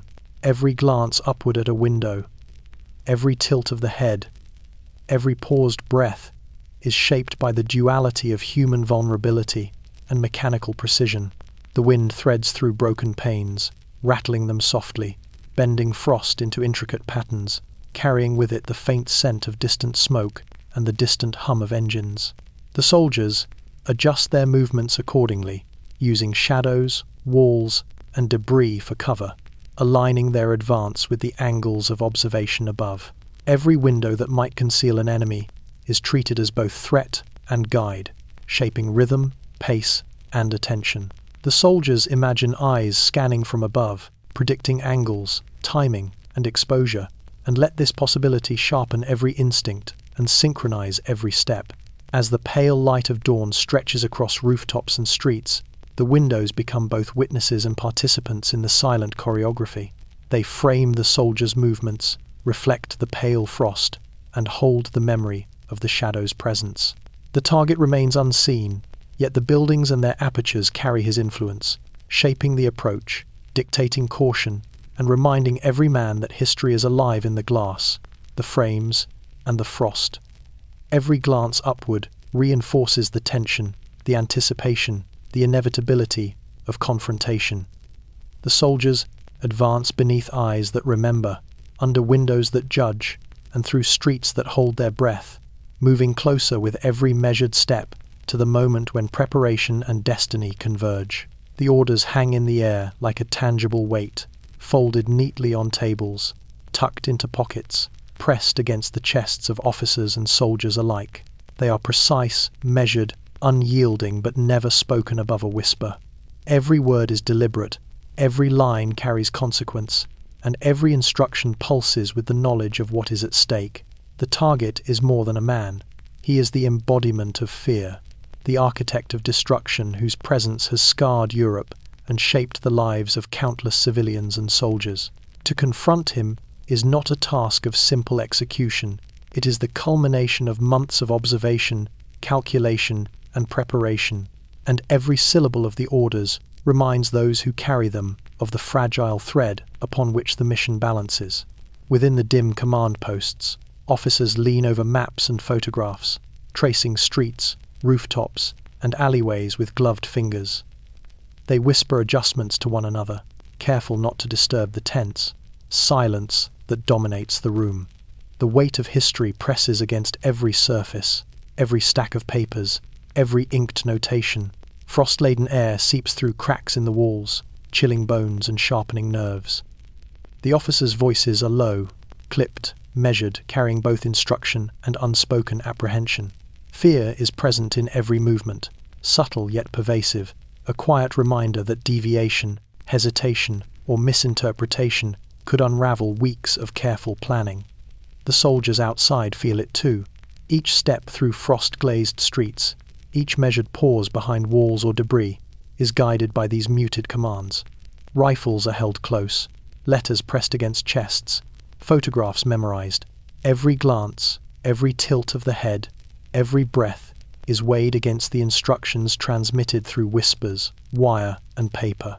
The orders are more than words, they are lifelines, anchors that tether action to anticipation, precision to instinct. And yet, fear hovers over them all, invisible yet persistent, reminding the men that they move through a landscape shaped by both history and threat. The target's reputation amplifies this fear.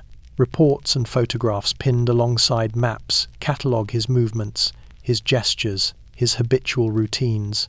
Officers reference these details with quiet reverence, reminding themselves and the soldiers of the consequences inherent in miscalculation.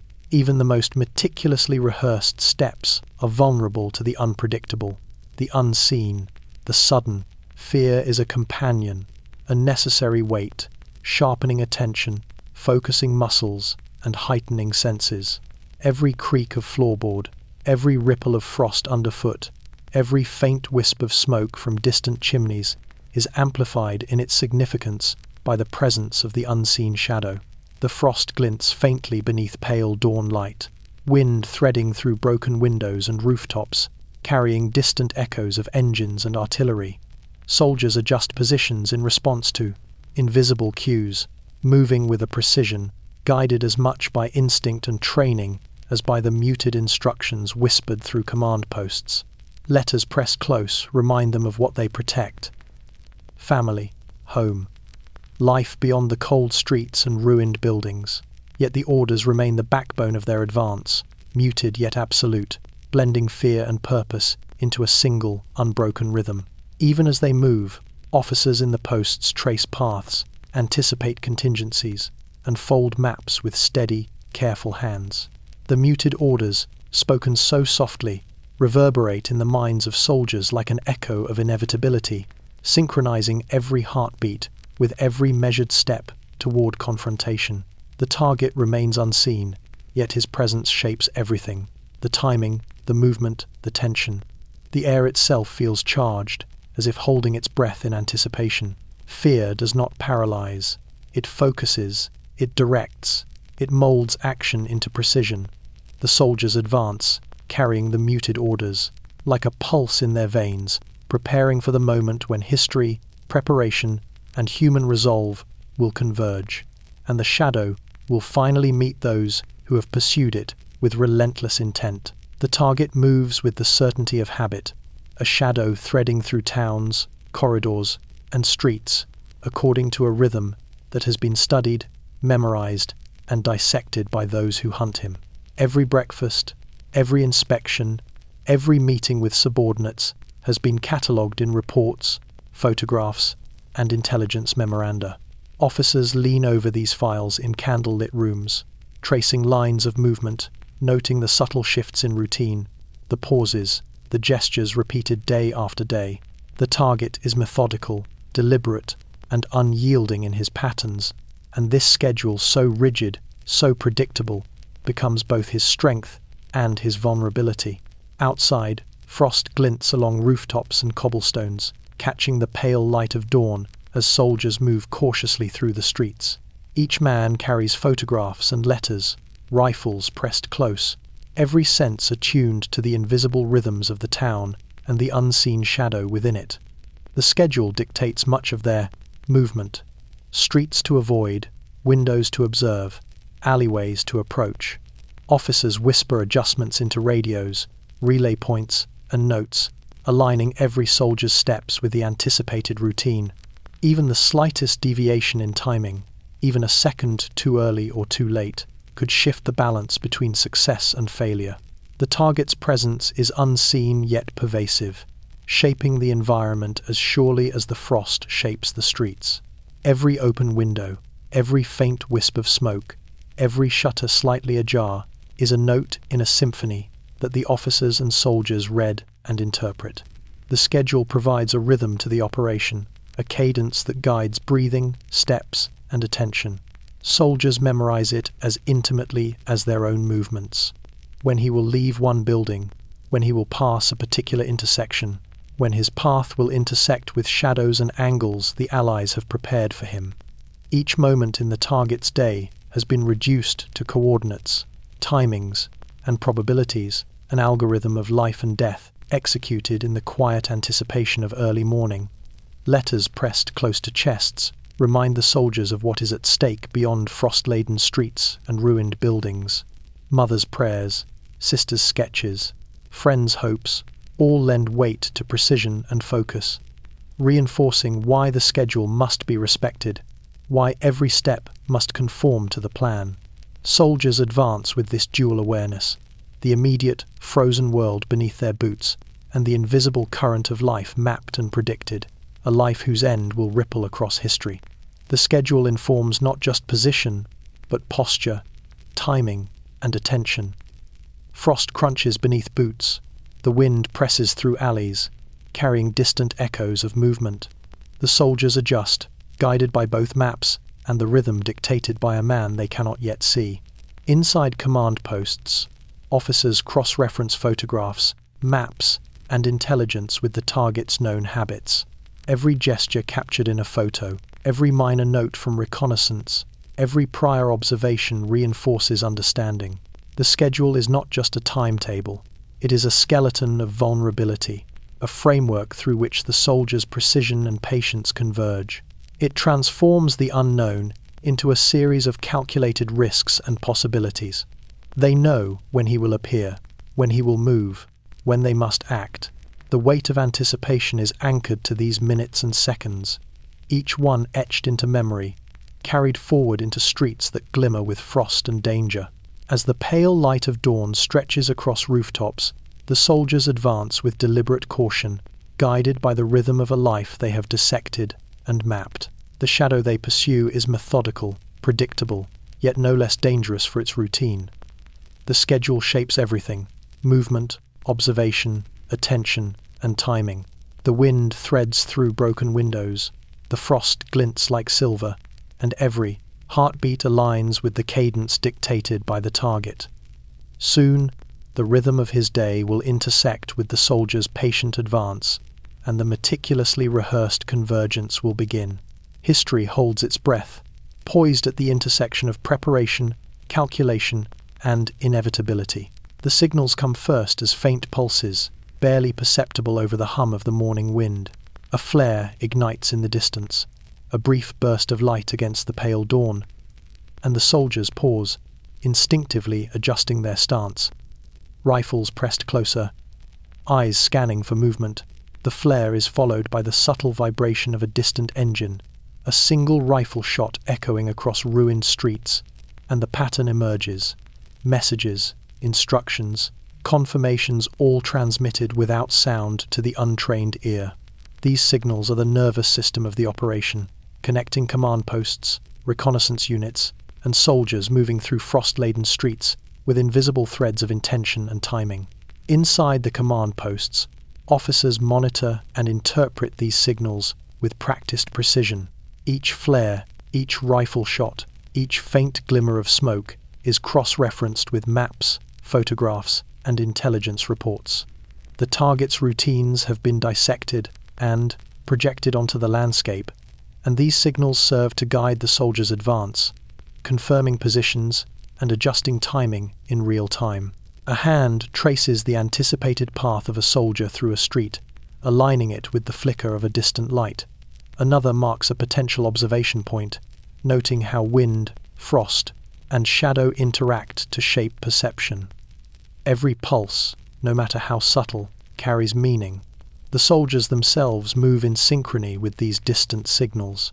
Footsteps are calculated, pauses measured, glances cast upward and to the sides. The wind carries the faint tang of smoke and iron, twisting through ruins and shattered streets, amplifying the perception of the signals.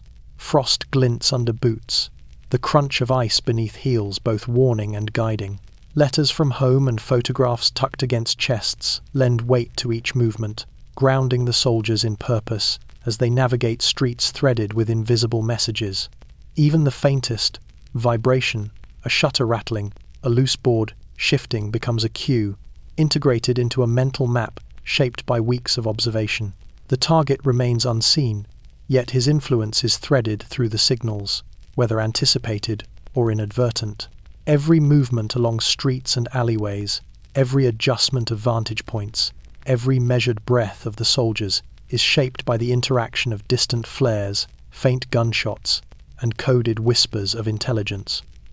The signals form a living network, binding men to maps, photographs, and memory, and connecting them to the invisible presence they pursue. The operation is a choreography of light, sound, and motion, a dance in which every participant must move in concert with both the world around them and the rhythms dictated by human ingenuity and anticipation. The frost continues to glitter, wind presses through gaps in ruined walls, and smoke from distant fires curls in lazy spirals across rooftops. Soldiers adjust their movement to account for these natural variables, integrating them with the artificial signals transmitted from afar. Every flare, every subtle sound, every flash of light guides action, confirms position, or warns of danger. The weight of anticipation, the responsibility of precision, and the potential of failure converge in these moments, pressing against shoulders, nerves, and hearts alike. As the pale dawn strengthens, the signals become more frequent, more precise, threading through the landscape like veins of invisible light. Soldiers follow them with measured steps, rifles held close, letters and photographs pressed against chests, instincts sharpened by months of preparation. The target, still unseen, moves somewhere beyond perception, yet his presence is encoded in every pulse, every flicker, every distant echo. The world itself seems alive with these signals, vibrating with tension and expectation, carrying the hunters inexorably toward the inevitable convergence. History holds its breath, guided by light, sound, and silence, as the distant signals orchestrate the first movements of the confrontation that will ripple far beyond the frost-laden streets. The fog arrives silently, rolling in from the fields and low-lying streets, thickening as it threads between ruined buildings and frost-crusted rooftops. It clings to every surface, a cold, damp shroud that softens edges, obscures vision, and transforms familiar streets into a shifting, uncertain landscape. Soldiers moving through the town feel its presence immediately, a living weight pressing against boots, uniforms, and rifles. Each step is measured, deliberate, calculated against the distorted perception the fog imposes.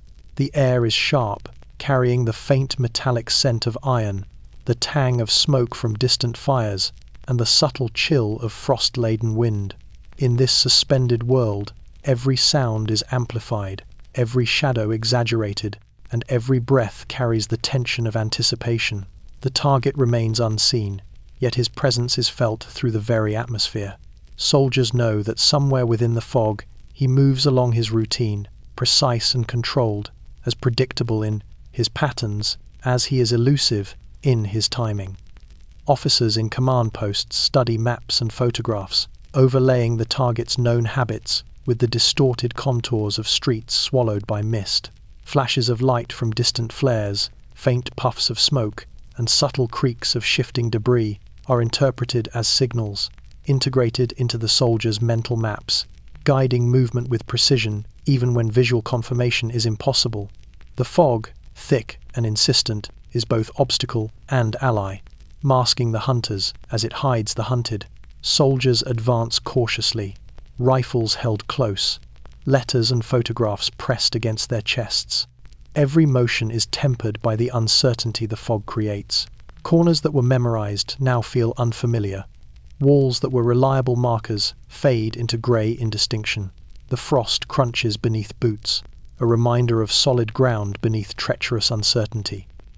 Yet every sound is magnified, echoing through empty streets and abandoned courtyards. Wind threads through the mist, bending it across rooftops, stirring debris, and carrying distant signals to sharpen awareness.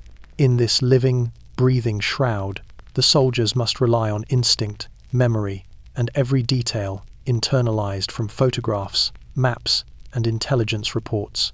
Inside the command posts, officers trace the soldiers' expected paths against the fog-shrouded town. They adjust timing and positions based on the thickness of mist and the drift of wind. Every street, every alley, every rooftop must be reconsidered. The fog has altered angles, obscured windows, and shifted lines of sight. Photographs are studied again, gestures and postures committed to memory, each one a potential confirmation point when visibility fails.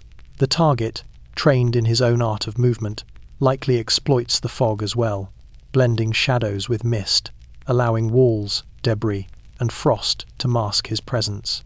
It is a game of perception, patience, and anticipation, played in a world that feels suspended, alive, and observing. Letters pressed to soldiers' chests remind them of what lies beyond the fog, the lives, homes, and humanity they fight to protect. The contrast is stark, the warmth of memory and connection against the cold, obscuring uncertainty that presses against every nerve.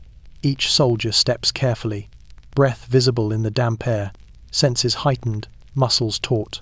The fog clings to clothing, to weapons, to resolve, forcing every action to be deliberate, measured, and synchronized with the rhythm of unseen signals. As the pale dawn spreads its light through the mist, the town seems to stretch, streets and alleys twisting and bending, walls lengthening, rooftops disappearing. Soldiers navigate carefully, guided by internalized maps, whispered orders, and instinct sharpened by months of preparation. The target remains a ghost within the shroud, but his presence is palpable in every hesitation, every adjusted pace, every amplified heartbeat. The fog clings, persistent and living, shaping the advance, amplifying tension, and holding the world in suspended breath. Soon, the hunters will converge with the shadow, but for now, the mist dictates rhythm, conceals movement, and magnifies the weight of anticipation in every step. The town holds its breath. Every street, every alley, every frost-laden rooftop seems suspended in anticipation, as if the world itself waits for the inevitable collision of hunter and hunted. The soldiers crouch behind ruined walls and shattered fences, rifles pressed tightly, letters and photographs clutched against their chests. The air is dense with cold and moisture, carrying the faint tang of smoke, iron, and distant frost. In this suspended moment, every heartbeat feels magnified, a drum echoing through bones, muscles, and nerves. The target remains unseen, yet his presence is palpable, a silent force threading through streets and buildings, shaping anticipation like a conductor, orchestrating a tense symphony. Officers in nearby command posts trace maps and photographs repeatedly, overlaying the target's routine against the soldiers' positions. Every alleyway, every doorway, every window has been considered, folded into mental maps and rehearsed motions. Whispered, adjustments travel through the wire, passing into the minds of soldiers, moving silently below, reinforcing paths, clarifying angles, and confirming timing. Every subtle shift in the environment, the tilt of a shutter, the glint of frost, the curl of smoke is measured against these plans. The heartbeat of the operation, both literal and metaphorical, pulses in sync with every signal and every pause. The soldiers advance with painstaking care, each footfall deliberate, each breath controlled, every glance scanning shadows and corners for subtle disturbances. Frost crunches under boots, amplified by the silence of the town. Wind threads through broken walls and rooftops, lifting debris and carrying distant signals. Soldiers rely not only on maps and photographs, but on instinct honed through months of preparation, rehearsed patience, and a clear understanding of stakes. Every heartbeat reinforces focus, drives attention, and aligns movement with both anticipation and precision. Letters pressed to chests remind them of what they protect, what they fight for, and what they risk leaving behind. Mothers' prayers, sisters' sketches, friends' messages, all are folded into the rhythm of advance, acting as silent anchors amid the tension. The rifles, heavy yet familiar, are extensions of their resolve, ready to transform preparation into action. Every detail, from frost-glazed rooftops to the faint scent of smoke, is absorbed into awareness, shaping steps, posture, and timing. The target's routine is etched into memory. The tilt of a head, the habitual pause at a desk, the path through streets now obscured by mist and frost. Soldiers align their heartbeat with this rhythm, a fragile synchronization with the shadow they pursue.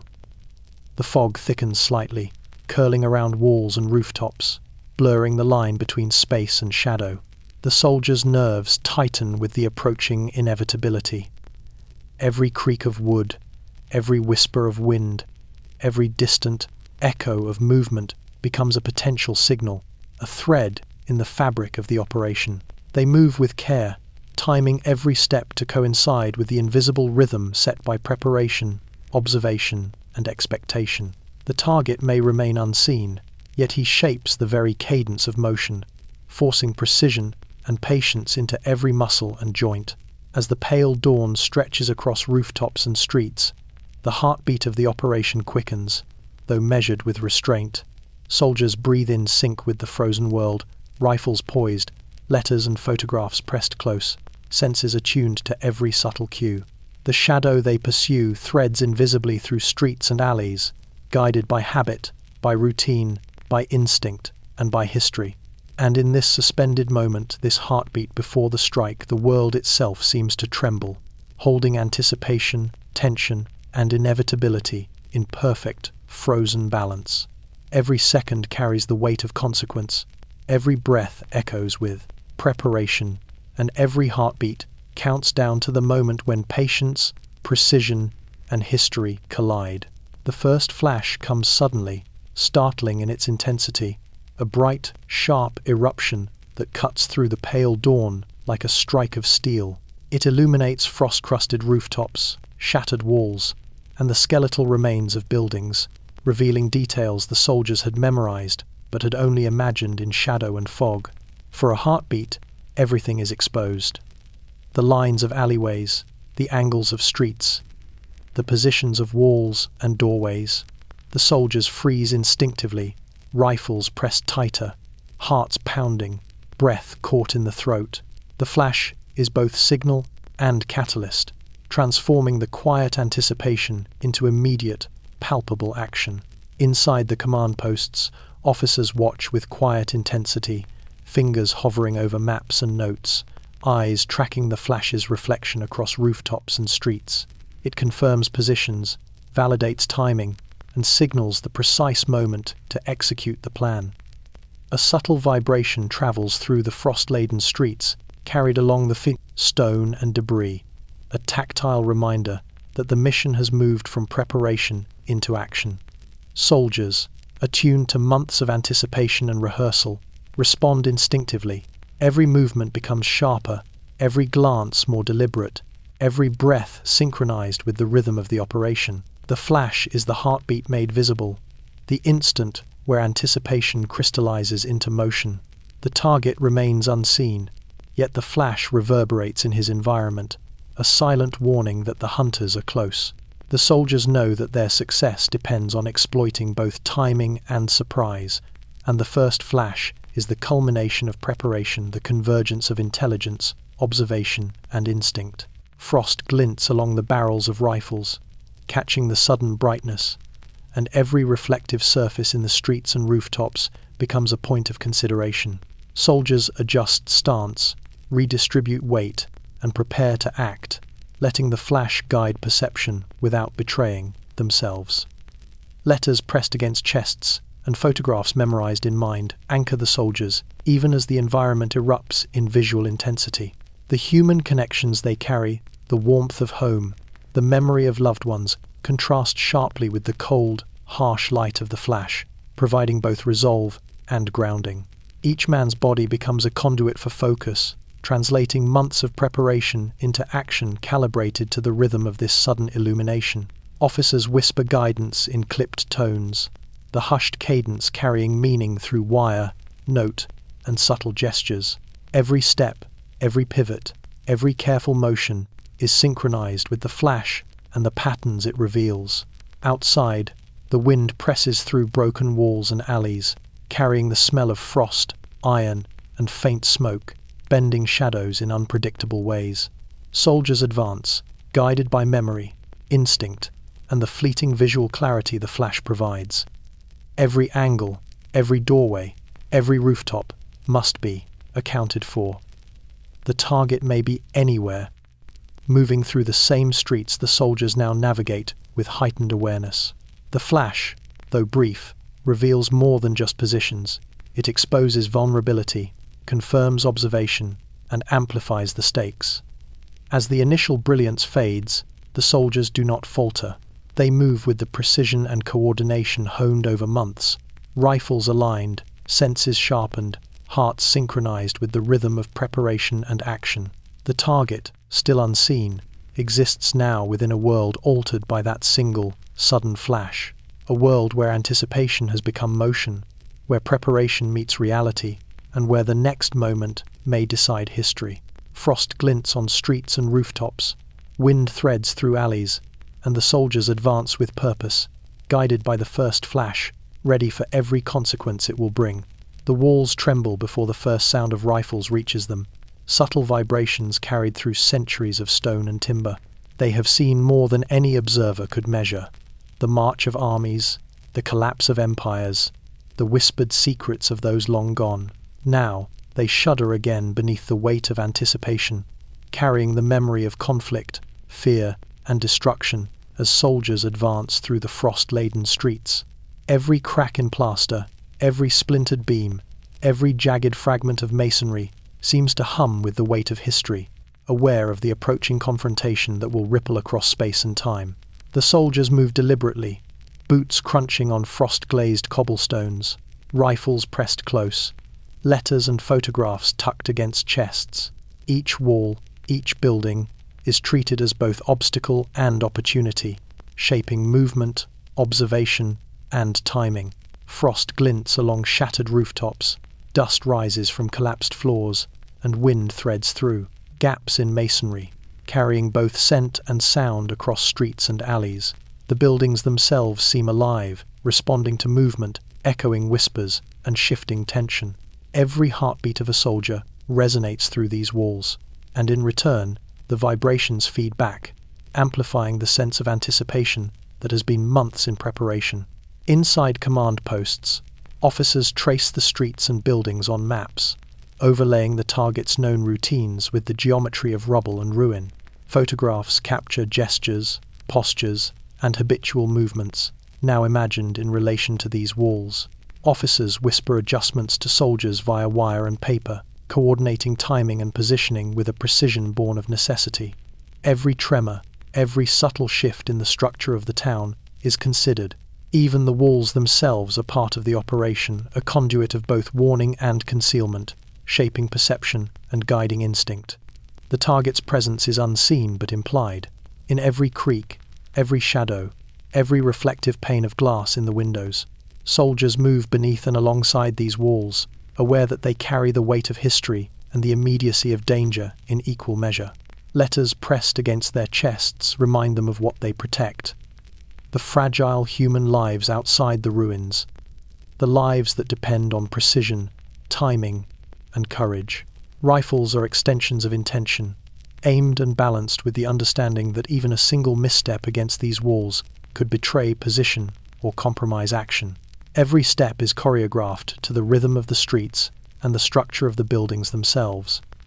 The wind presses through broken windows and fractured rooftops, bending smoke and mist across streets and alleyways. Soldiers adjust, shifting their weight, timing their movements to avoid detection, using the walls to guide, conceal, and protect. Frost glints on splintered beams, illuminating angles that must be crossed, corners that must be cleared, windows that must be observed. The walls have witnessed horror, despair, and fleeting moments of triumph. Now they bear witness again to the silent advance of those who will confront the shadow and alter the course of history. As dawn spreads further across rooftops, the walls tremble faintly under the weight of anticipation, echoing with the memory of the past and the inevitability of what is to come. Soldiers move with calculated precision, aware that every heartbeat, every footfall, every adjustment of aim resonates through the structures around them. The shadow remains unseen, but it shapes the rhythm of motion, the tension of anticipation, and the alignment of all action. History presses down in stone and timber, frost and dust, guiding soldiers toward the inevitable moment when preparation, patience, and courage will converge against a presence that has haunted entire towns and shaped the world in shadow. The shadow falls suddenly, unseen yet undeniable, threading its presence through the frost-laden streets and ruined buildings with the inevitability of history itself. It is neither hurried nor hesitant, moving with the calm precision of habit and experience. Soldiers crouch behind shattered walls, rifles pressed close, letters and photographs clutched against their chests, sensing rather than seeing. The target has arrived at the moment anticipated by months of surveillance, planning, and rehearsal. Yet even now, his presence carries a weight that bends attention, focus, and nerves. Every footfall, every gesture, every subtle movement resonates with the knowledge that the shadow has shaped countless lives before this instant. Inside the command posts, officers whisper in clipped tones, coordinating adjustments, confirming positions, and tracking the shadow's expected route. Maps are referenced one last time, photographs double-checked, lines traced to ensure alignment between soldiers' movement and the unseen figure. The shadow's habitual routine allows them precision, yet its human unpredictability demands caution. Every street, every doorway, every alley becomes a potential moment of intersection, a critical juncture where preparation meets reality. Frost glints along rooftops, wind presses through gaps, and the silent town seems to contract around the invisible presence, anticipating the first unavoidable encounter. The soldiers advance with deliberate care, boots crunching softly over frozen cobblestones, rifles poised, senses heightened. Letters pressed to chests anchor attention, reminding them of what they protect, what they fight for, and the human cost of failure. Photographs memorized in mind serve as confirmation, guiding identification and timing. Every shadow cast by broken beams and shattered walls is evaluated, every glimmer of light across frost-slicked rooftops observed. The shadow moves within this matrix, threading through streets, with a rhythm that is both predictable and unnervingly fluid, challenging soldiers to balance instinct, patience, and precision. The first sign of presence is subtle. A door creaks lightly, a silhouette shifts in a shuttered window, a puff of smoke curls faintly from a chimney. Soldiers respond instantly, adjusting stance, breathing, and posture. The rifles, once a preparation, now carry the weight of imminent consequence. Officers whisper guidance through wire and notes, confirming angles, positions, and timing. The frost glints on barrels, the wind twists the mist, and every motion is magnified by anticipation. The shadow has fallen into their sphere, unseen yet felt, altering the very rhythm of space and time around it. History presses in as the soldiers converge. Every careful step through streets and alleyways, every adjustment of aim, every pause is influenced by the presence of the shadow. The target, though invisible, has shaped the environment. Shuttered windows, splintered doors, alleyways, cleared or left open in accordance with past patterns. Soldiers move with synchronized precision, guided by intelligence, photographs, and instinct. Letters pressed close remind them that this is not merely a tactical objective, but a confrontation with the embodiment of fear, destruction, and power that has haunted countless lives. And then, as the shadow continues its path, the soldiers sense the culmination of months of anticipation, surveillance, and preparation. The town itself seems to hold its breath, frozen in frost and silence, awaiting the inevitable. The shadow falls, present yet still unseen, and the rhythm of the hunt tightens, heartbeat to heartbeat, step to step, breath to breath. Every moment is weighted with consequence, every movement a measure of patience, courage, and precision. The culmination is near, and in the quiet intensity of the frost-glazed streets, the invisible confrontation begins history, poised on the edge of execution. The shadow, finally within reach. The storm comes not with thunder, but with sudden, all-encompassing stillness. The first flash has faded, the echoes of gunfire drifted into the frost-laden streets, and the town holds its breath beneath the pale light of dawn. Soldiers crouch behind shattered walls and broken carts, rifles lowered but ready, letters and photographs pressed against their chests, sensing the aftermath before it can be fully seen. Silence dominates, heavy and tangible, carrying the weight of lives interrupted, choices executed, and consequences unfolding. Every step is measured, every breath careful, every heartbeat synchronized to the fragile rhythm of a world paused between action and understanding. Inside the command posts, officers sit with hands folded over maps and notes, eyes scanning streets and rooftops that now lie largely empty. The shadow they have pursued is gone, but its presence lingers in the geometry of alleys, the angles of rooftops, and the shattered windows that bear witness to the encounter. Whispered adjustments travel through wire and paper, guiding soldiers as they reassess positions, check for remaining threats, and confirm that the operation has achieved its intended effect. Frost glints along the edges of broken masonry and splintered wood, sparkling like tiny embers in the quiet, a subtle reminder of both violence and survival. The soldiers move cautiously through the aftermath, boots crunching on frost and debris, rifles scanning corners and doorways. Every street, every alley, every ruin is observed for signs of life, for traces of movement, for subtle indicators that the shadow might have left behind followers or traps. The letters pressed close against their chests offer a human counterpoint to the cold, tactical focus, grounding them in purpose beyond the streets and rooftops. They have acted, yet the consequences stretch forward into a world that waits to process the result. Every glance, every shift of weight, every subtle adjustment of posture, influenced by the silence that now dominates.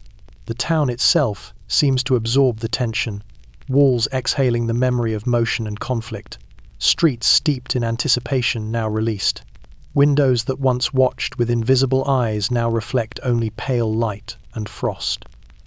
Roofs, splintered and scarred, stretch in stillness, carrying the memory of shadows that have passed. Even the wind seems subdued, threading through broken walls and collapsed chimneys with a hushed reverence. The silence after the storm is both relief and reminder, a marker of action taken, a signal that vigilance must continue. Soldiers advance through this quiet with measured steps, aware that the aftermath is as dangerous as the confrontation itself. Photographs folded into pockets, letters pressed close, rifles held firm. These are the anchors that carry them through streets made strange by frost and echo. Officers whisper final confirmations through wire, signals, and hand gestures, aligning the soldiers' positions with both remaining intelligence and instinct.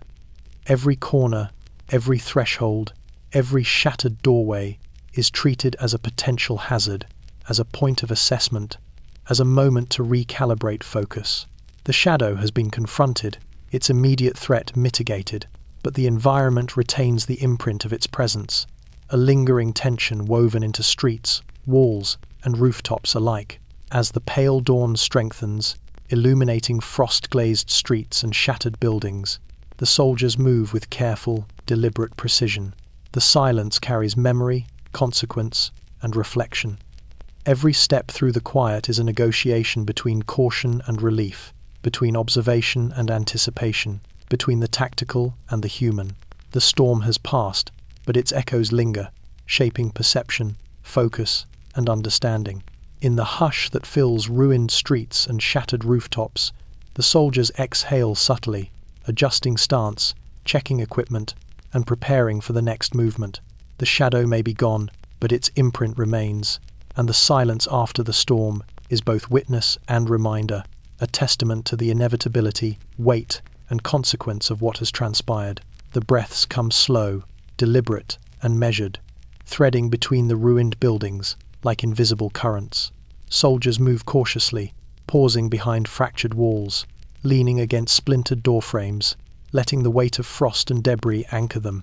Each inhalation carries the chill of dawn, tinged with the metallic scent of iron, smoke, and frost-crusted earth. The streets lie quiet now, flattened under months of planning and years of war. Yet the tension remains palpable, vibrating through every timbered wall, shattered rooftop, and splintered beam. Every step is tempered by the ghosts of what has been and the uncertainty of what remains unseen. Officers in command posts trace streets, rooftops, and alleys with gloved fingers, overlaying photographs and intelligence reports against the skeletal remains of the town. Each breath the soldiers take outside is synchronized with these mental maps, every inhalation counted, measured, and aligned with the rhythm of movement, observation, and readiness. Frost glints along broken rooftops and jagged windows, catching the pale light of dawn and reflecting it into alleys where soldiers pause and adjust stance. The breaths between buildings are both pause and preparation, a silent acknowledgement of the weight of action and the necessity of patience. The target has moved beyond immediate reach, yet his influence threads through the environment like an invisible pulse. Soldiers imagine his presence in every shadowed corner, every shattered doorway, every frost-laden rooftop. The rhythm of his habitual movements informs their own, shaping steps, glances, and timing. Officers whisper adjustments into wire and notes, reinforcing paths, clarifying lines of sight, and confirming angles of approach. Every subtle sound, from a creaking shutter to the faint whistle of wind through broken timbers, is interpreted, catalogued, and folded into anticipation. The breaths taken between buildings serve as a counterpoint to this. Tension, grounding attention, and steadying nerves for the moments that will define the operation. Letters pressed close to chests remind soldiers of what they protect: the warmth of home, the fragility of life, the stakes beyond frost-glazed streets and ruined rooftops. Photographs of the target memorized in mind serve as guides, aligning perception with reality even when the figure remains unseen. Rifles, heavy yet precise, are extensions of both anticipation and preparation, held in perfect balance with each breath and pause. Soldiers advance deliberately, allowing the rhythm of inhalation and exhalation to anchor movement through streets that shift and bend beneath frost and fog. The wind threads through the ruins, carrying distant echoes of engines and artillery, bending smoke and mist across streets and alleyways. Soldiers adjust with it, timing steps to minimize sound, crouching behind walls, shifting weight, and anticipating lines of sight. Every breath, every subtle motion, every pause between buildings is synchronized with intelligence, instinct, and observation. The target, though unseen, moves like a shadow, threading through the same landscape, shaping angles, timing, and tension. As dawn spreads over rooftops and streets, frost glinting in silver, the breaths between buildings mark the rhythm of patience, anticipation, and inevitability. Each inhale and exhale grounds soldiers in the moment, reinforcing focus, heightening senses, and preparing for the next intersection with the shadow. The town remains quiet, the ruins watchful, and the world holds its breath along with the soldiers. Every breath between buildings carries the weight of preparation, consequence, and the relentless march toward the confrontation that has been months in preparation, shaping history with each silent, deliberate step. The courtyard stretches before them, open yet framed by walls blackened with fire and frost, debris scattered across the uneven stones. Shadows cling to every corner, coiling between broken pillars and fallen beams, hiding both hazard and opportunity in equal measure. Soldiers pause at the edge, rifles pressed close, letters and photographs tucked securely against their chests. Every muscle is tense, every nerve alert.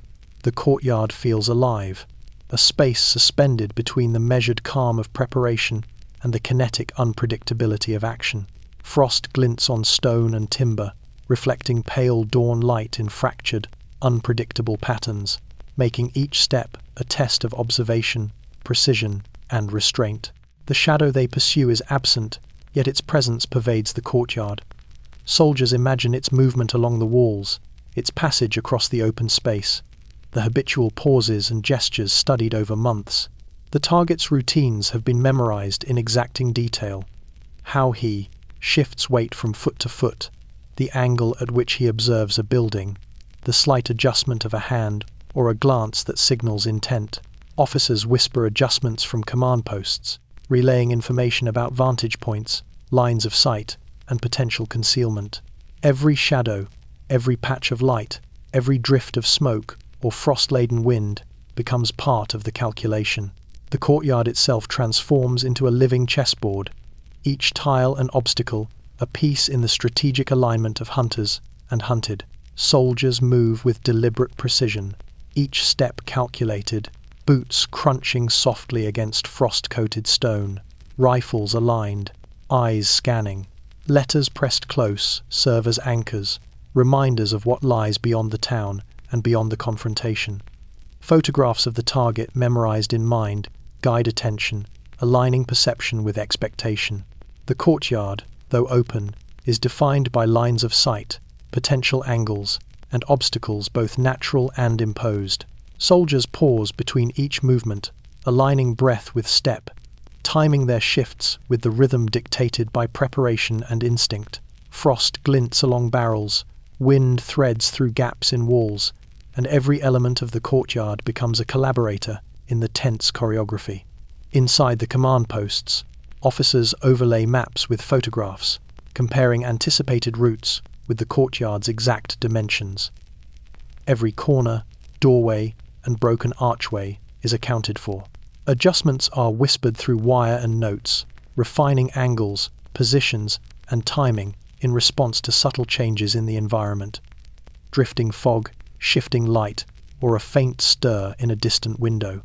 The courtyard is alive with possibilities, each element a variable in the delicate balance of anticipation and execution.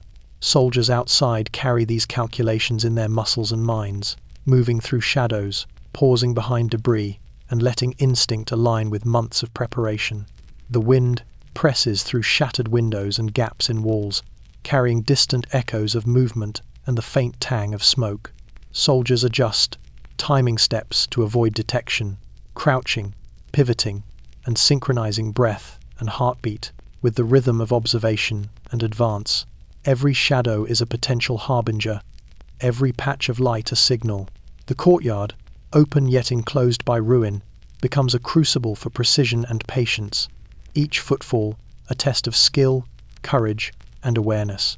As dawn strengthens across the frost-glazed stones, the courtyard becomes a stage for the final convergence. Shadows lengthen, light shifts, and soldiers move like measured phantoms, guided by instinct, intelligence, and observation. The target remains unseen, yet his habitual patterns dictate the rhythm of movement, the timing of pauses, and the alignment of steps.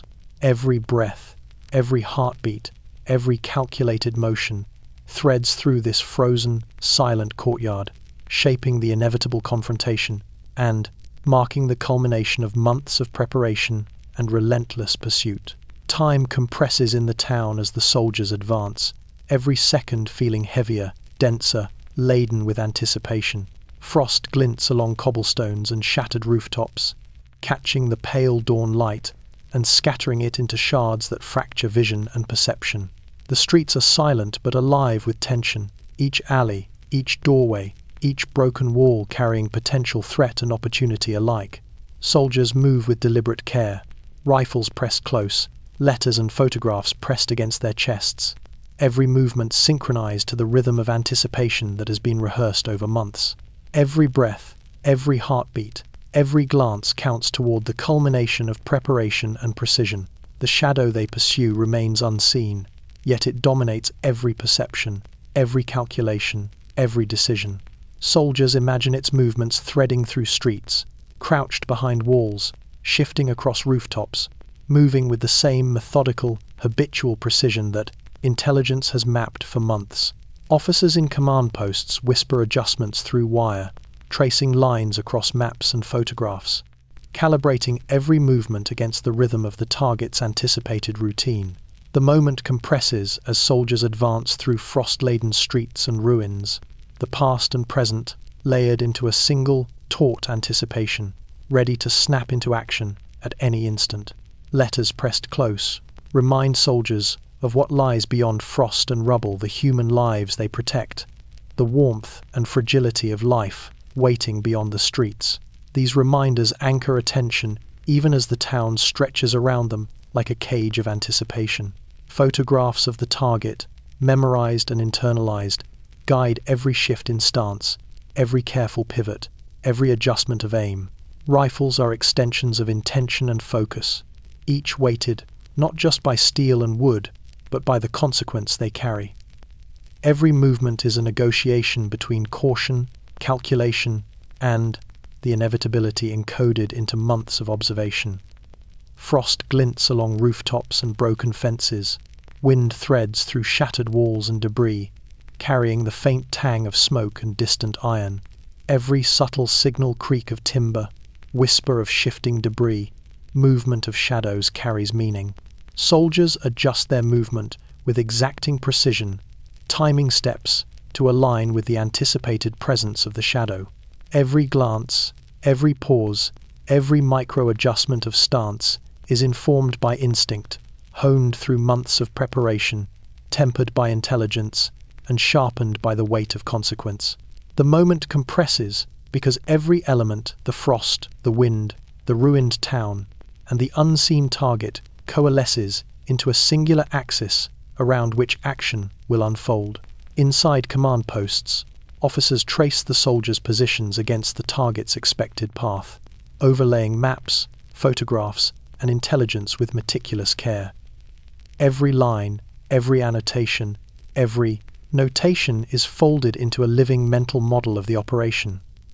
Adjustments are whispered softly, almost reverently, into wire and notes, shaping the soldier's advance in real time. The weight of anticipation settles over both men and buildings alike, as frost, shadow, and ruin bear witness to the imminent convergence.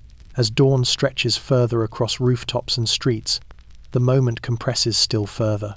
Soldiers move like phantoms through alleys and broken courtyards, rifles steady, letters and photographs pressing against chests, senses heightened to capture every subtle cue. The shadow remains unseen, yet its habitual patterns dictate timing, rhythm, and attention. Every breath, every heartbeat, every measured step threads into the fragile tension that binds hunters, terrain, and prey together.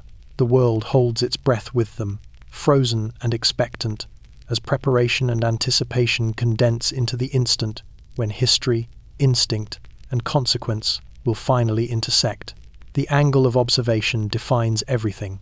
From the broken rooftops, shattered windows, and skeletal remains of buildings, the soldiers and officers measure every line, every corner, every shadow. Frost glints across rooftops and alleyways, catching the pale light of dawn in 1,000 fractured reflections. Soldiers crouch, rifles steady, letters and photographs pressed against chests, eyes scanning the angles and arcs where the shadow might appear. Every observation point, every vantage, has been memorized, rehearsed, and internalized over months of preparation. The town, scarred by fire and frost, becomes a living geometry. Each wall and doorway, a vector for anticipation. Each shadow, a variable in a complex calculation. Inside command posts, officers lean over maps, tracing streets, rooftops, and alleys with gloved fingers. Photographs of the target are pinned beside maps, lines traced to align expected gestures, habitual pauses, and known movements with terrain. Every angle is considered, from rooftops to courtyards, from shattered windows to open doorways. Whispered adjustments travel through wire and notes, ensuring soldiers outside align with the precise geometry necessary for observation and interception. Frost-laden air presses through cracks in walls, carrying both chill and tension, shaping perception and amplifying the significance of every visual cue. The soldiers moving through the town rely on instinct and memory as much as maps and photographs. Each step is measured, every breath deliberate. Frost crunches beneath boots, wind threads through ruins, and every fragment of sound is analyzed for meaning. The angle of observation is both guide and threat. A glint of light on broken glass might reveal the target or expose the soldiers. A shadow in a doorway might conceal danger or indicate opportunity. Officers coordinate constantly, whispering the exact placement, orientation, and timing necessary to maintain alignment with anticipated movement, ensuring that soldiers' observation points intersect precisely with the shadow's routine. Letters pressed against chests ground the soldiers even as they navigate a town that shifts beneath fog, frost, and light. Mothers' prayers, sisters' sketches, friends' hopes, the human stakes press silently, lending focus and resolve to every movement. Rifles are extensions of awareness, the barrel aligned with every calculated line of sight, every known routine, every anticipated gesture. Soldiers pause, shift, and move again. Each adjustment calibrated to maintain both stealth and precision. Frost sparkles across rooftops and broken walls, reflecting light into angles the soldiers anticipate and control, creating a dynamic interplay of observation, movement, and anticipation. The shadow, though unseen, dictates the geometry of action. Its presence threads through courtyards, streets, and rooftops, shaping angles, timing, and expectation. Soldiers interpret every subtle cue. The shift of wind through a chimney, the slight ripple of frost on a rooftop, the faint movement of debris stirred by distant steps.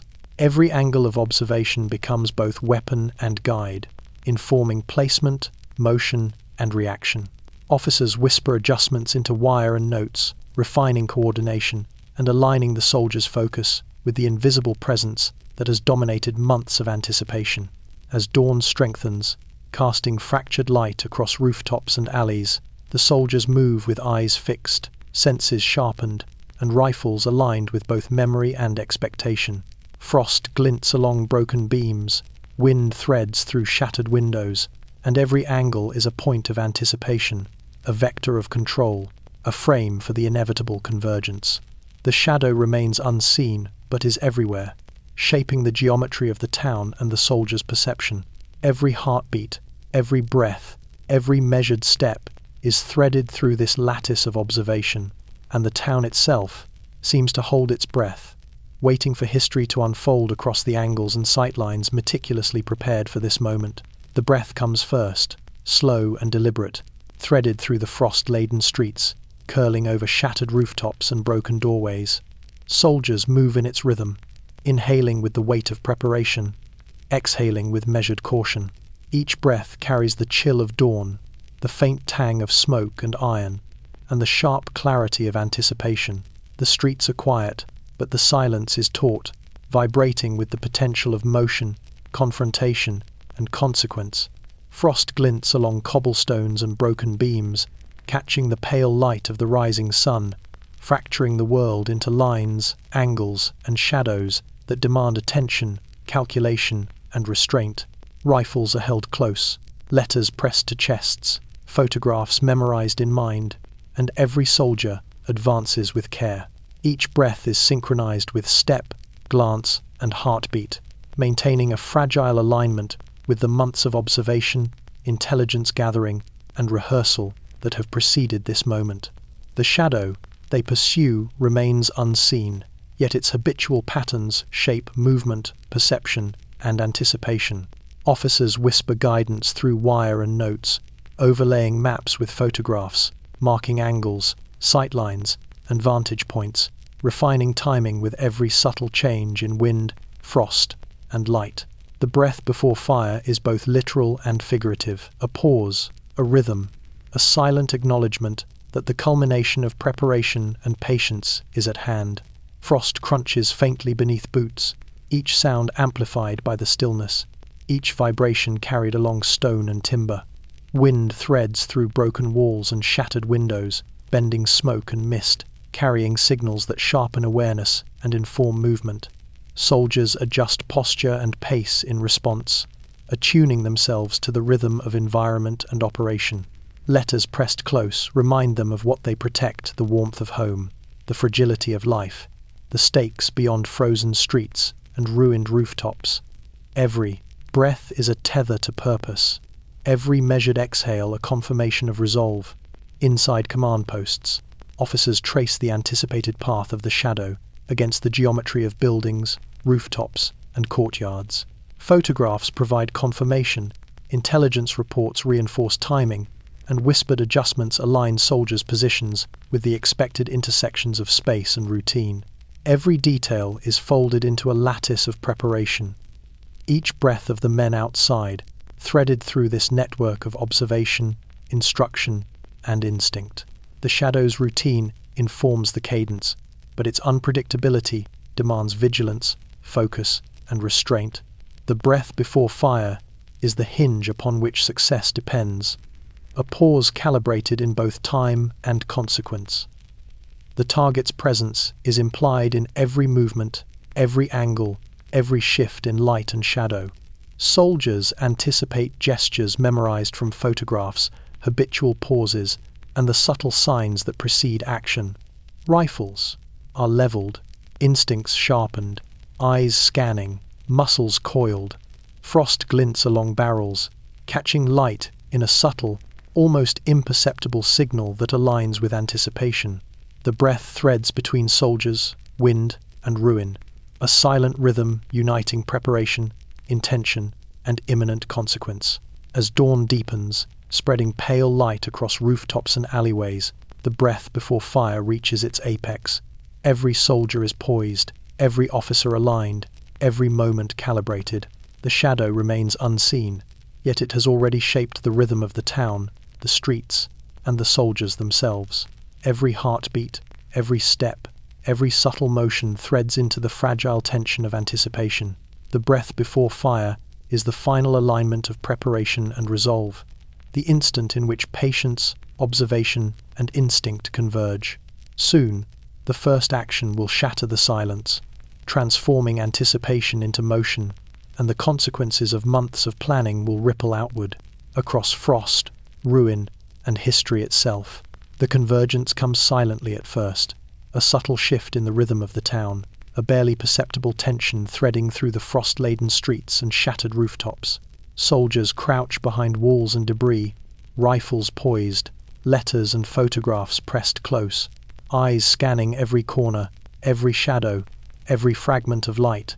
The world feels compressed, time folding in on itself, as anticipation tightens into a single, inevitable point. The shadow they have pursued for months, traced through intelligence, memorized in photographs, and rehearsed in countless plans, moves unseen within this lattice of frost, ruin, and anticipation. Every step, every gesture, every breath is aligned with the culmination of preparation, patience, and inevitability. Officers in nearby command posts watch the convergence unfold with careful precision.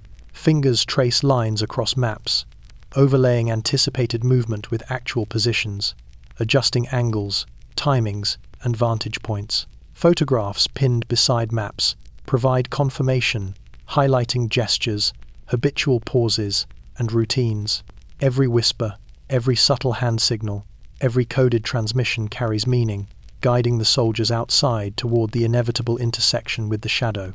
Frost glints along rooftops and shattered walls, scattering light across streets and courtyards, revealing subtle cues that must be interpreted instantly.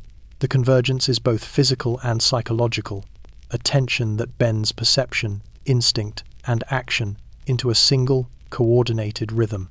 The soldiers advance with deliberate care, moving in alignment with months of preparation and the invisible cues of intelligence. Boots crunch softly against frost-crusted stone, rifles balanced, eyes sweeping corners and alleys. Letters pressed to chests anchor attention, grounding soldiers in the purpose that extends beyond frozen streets and ruined rooftops.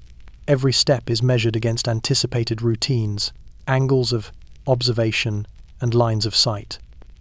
Shadows shift and fold across walls, windows, and debris, shaping perception and focus. The target remains unseen but is present in every calculation, every pause, every measured breath. The convergence compresses the weight of anticipation, history, and consequence into every step, every glance, every heartbeat. The frost-laden streets seem to hold their breath as well, the air vibrating with tension, anticipation, and the remnants of months of preparation. Wind threads through broken walls, carrying faint echoes of distant signals, subtle scents of smoke and iron, and the intangible presence of the target. Soldiers adjust posture, timing, and direction, relying on memory, photographs, and instinct honed through countless rehearsals.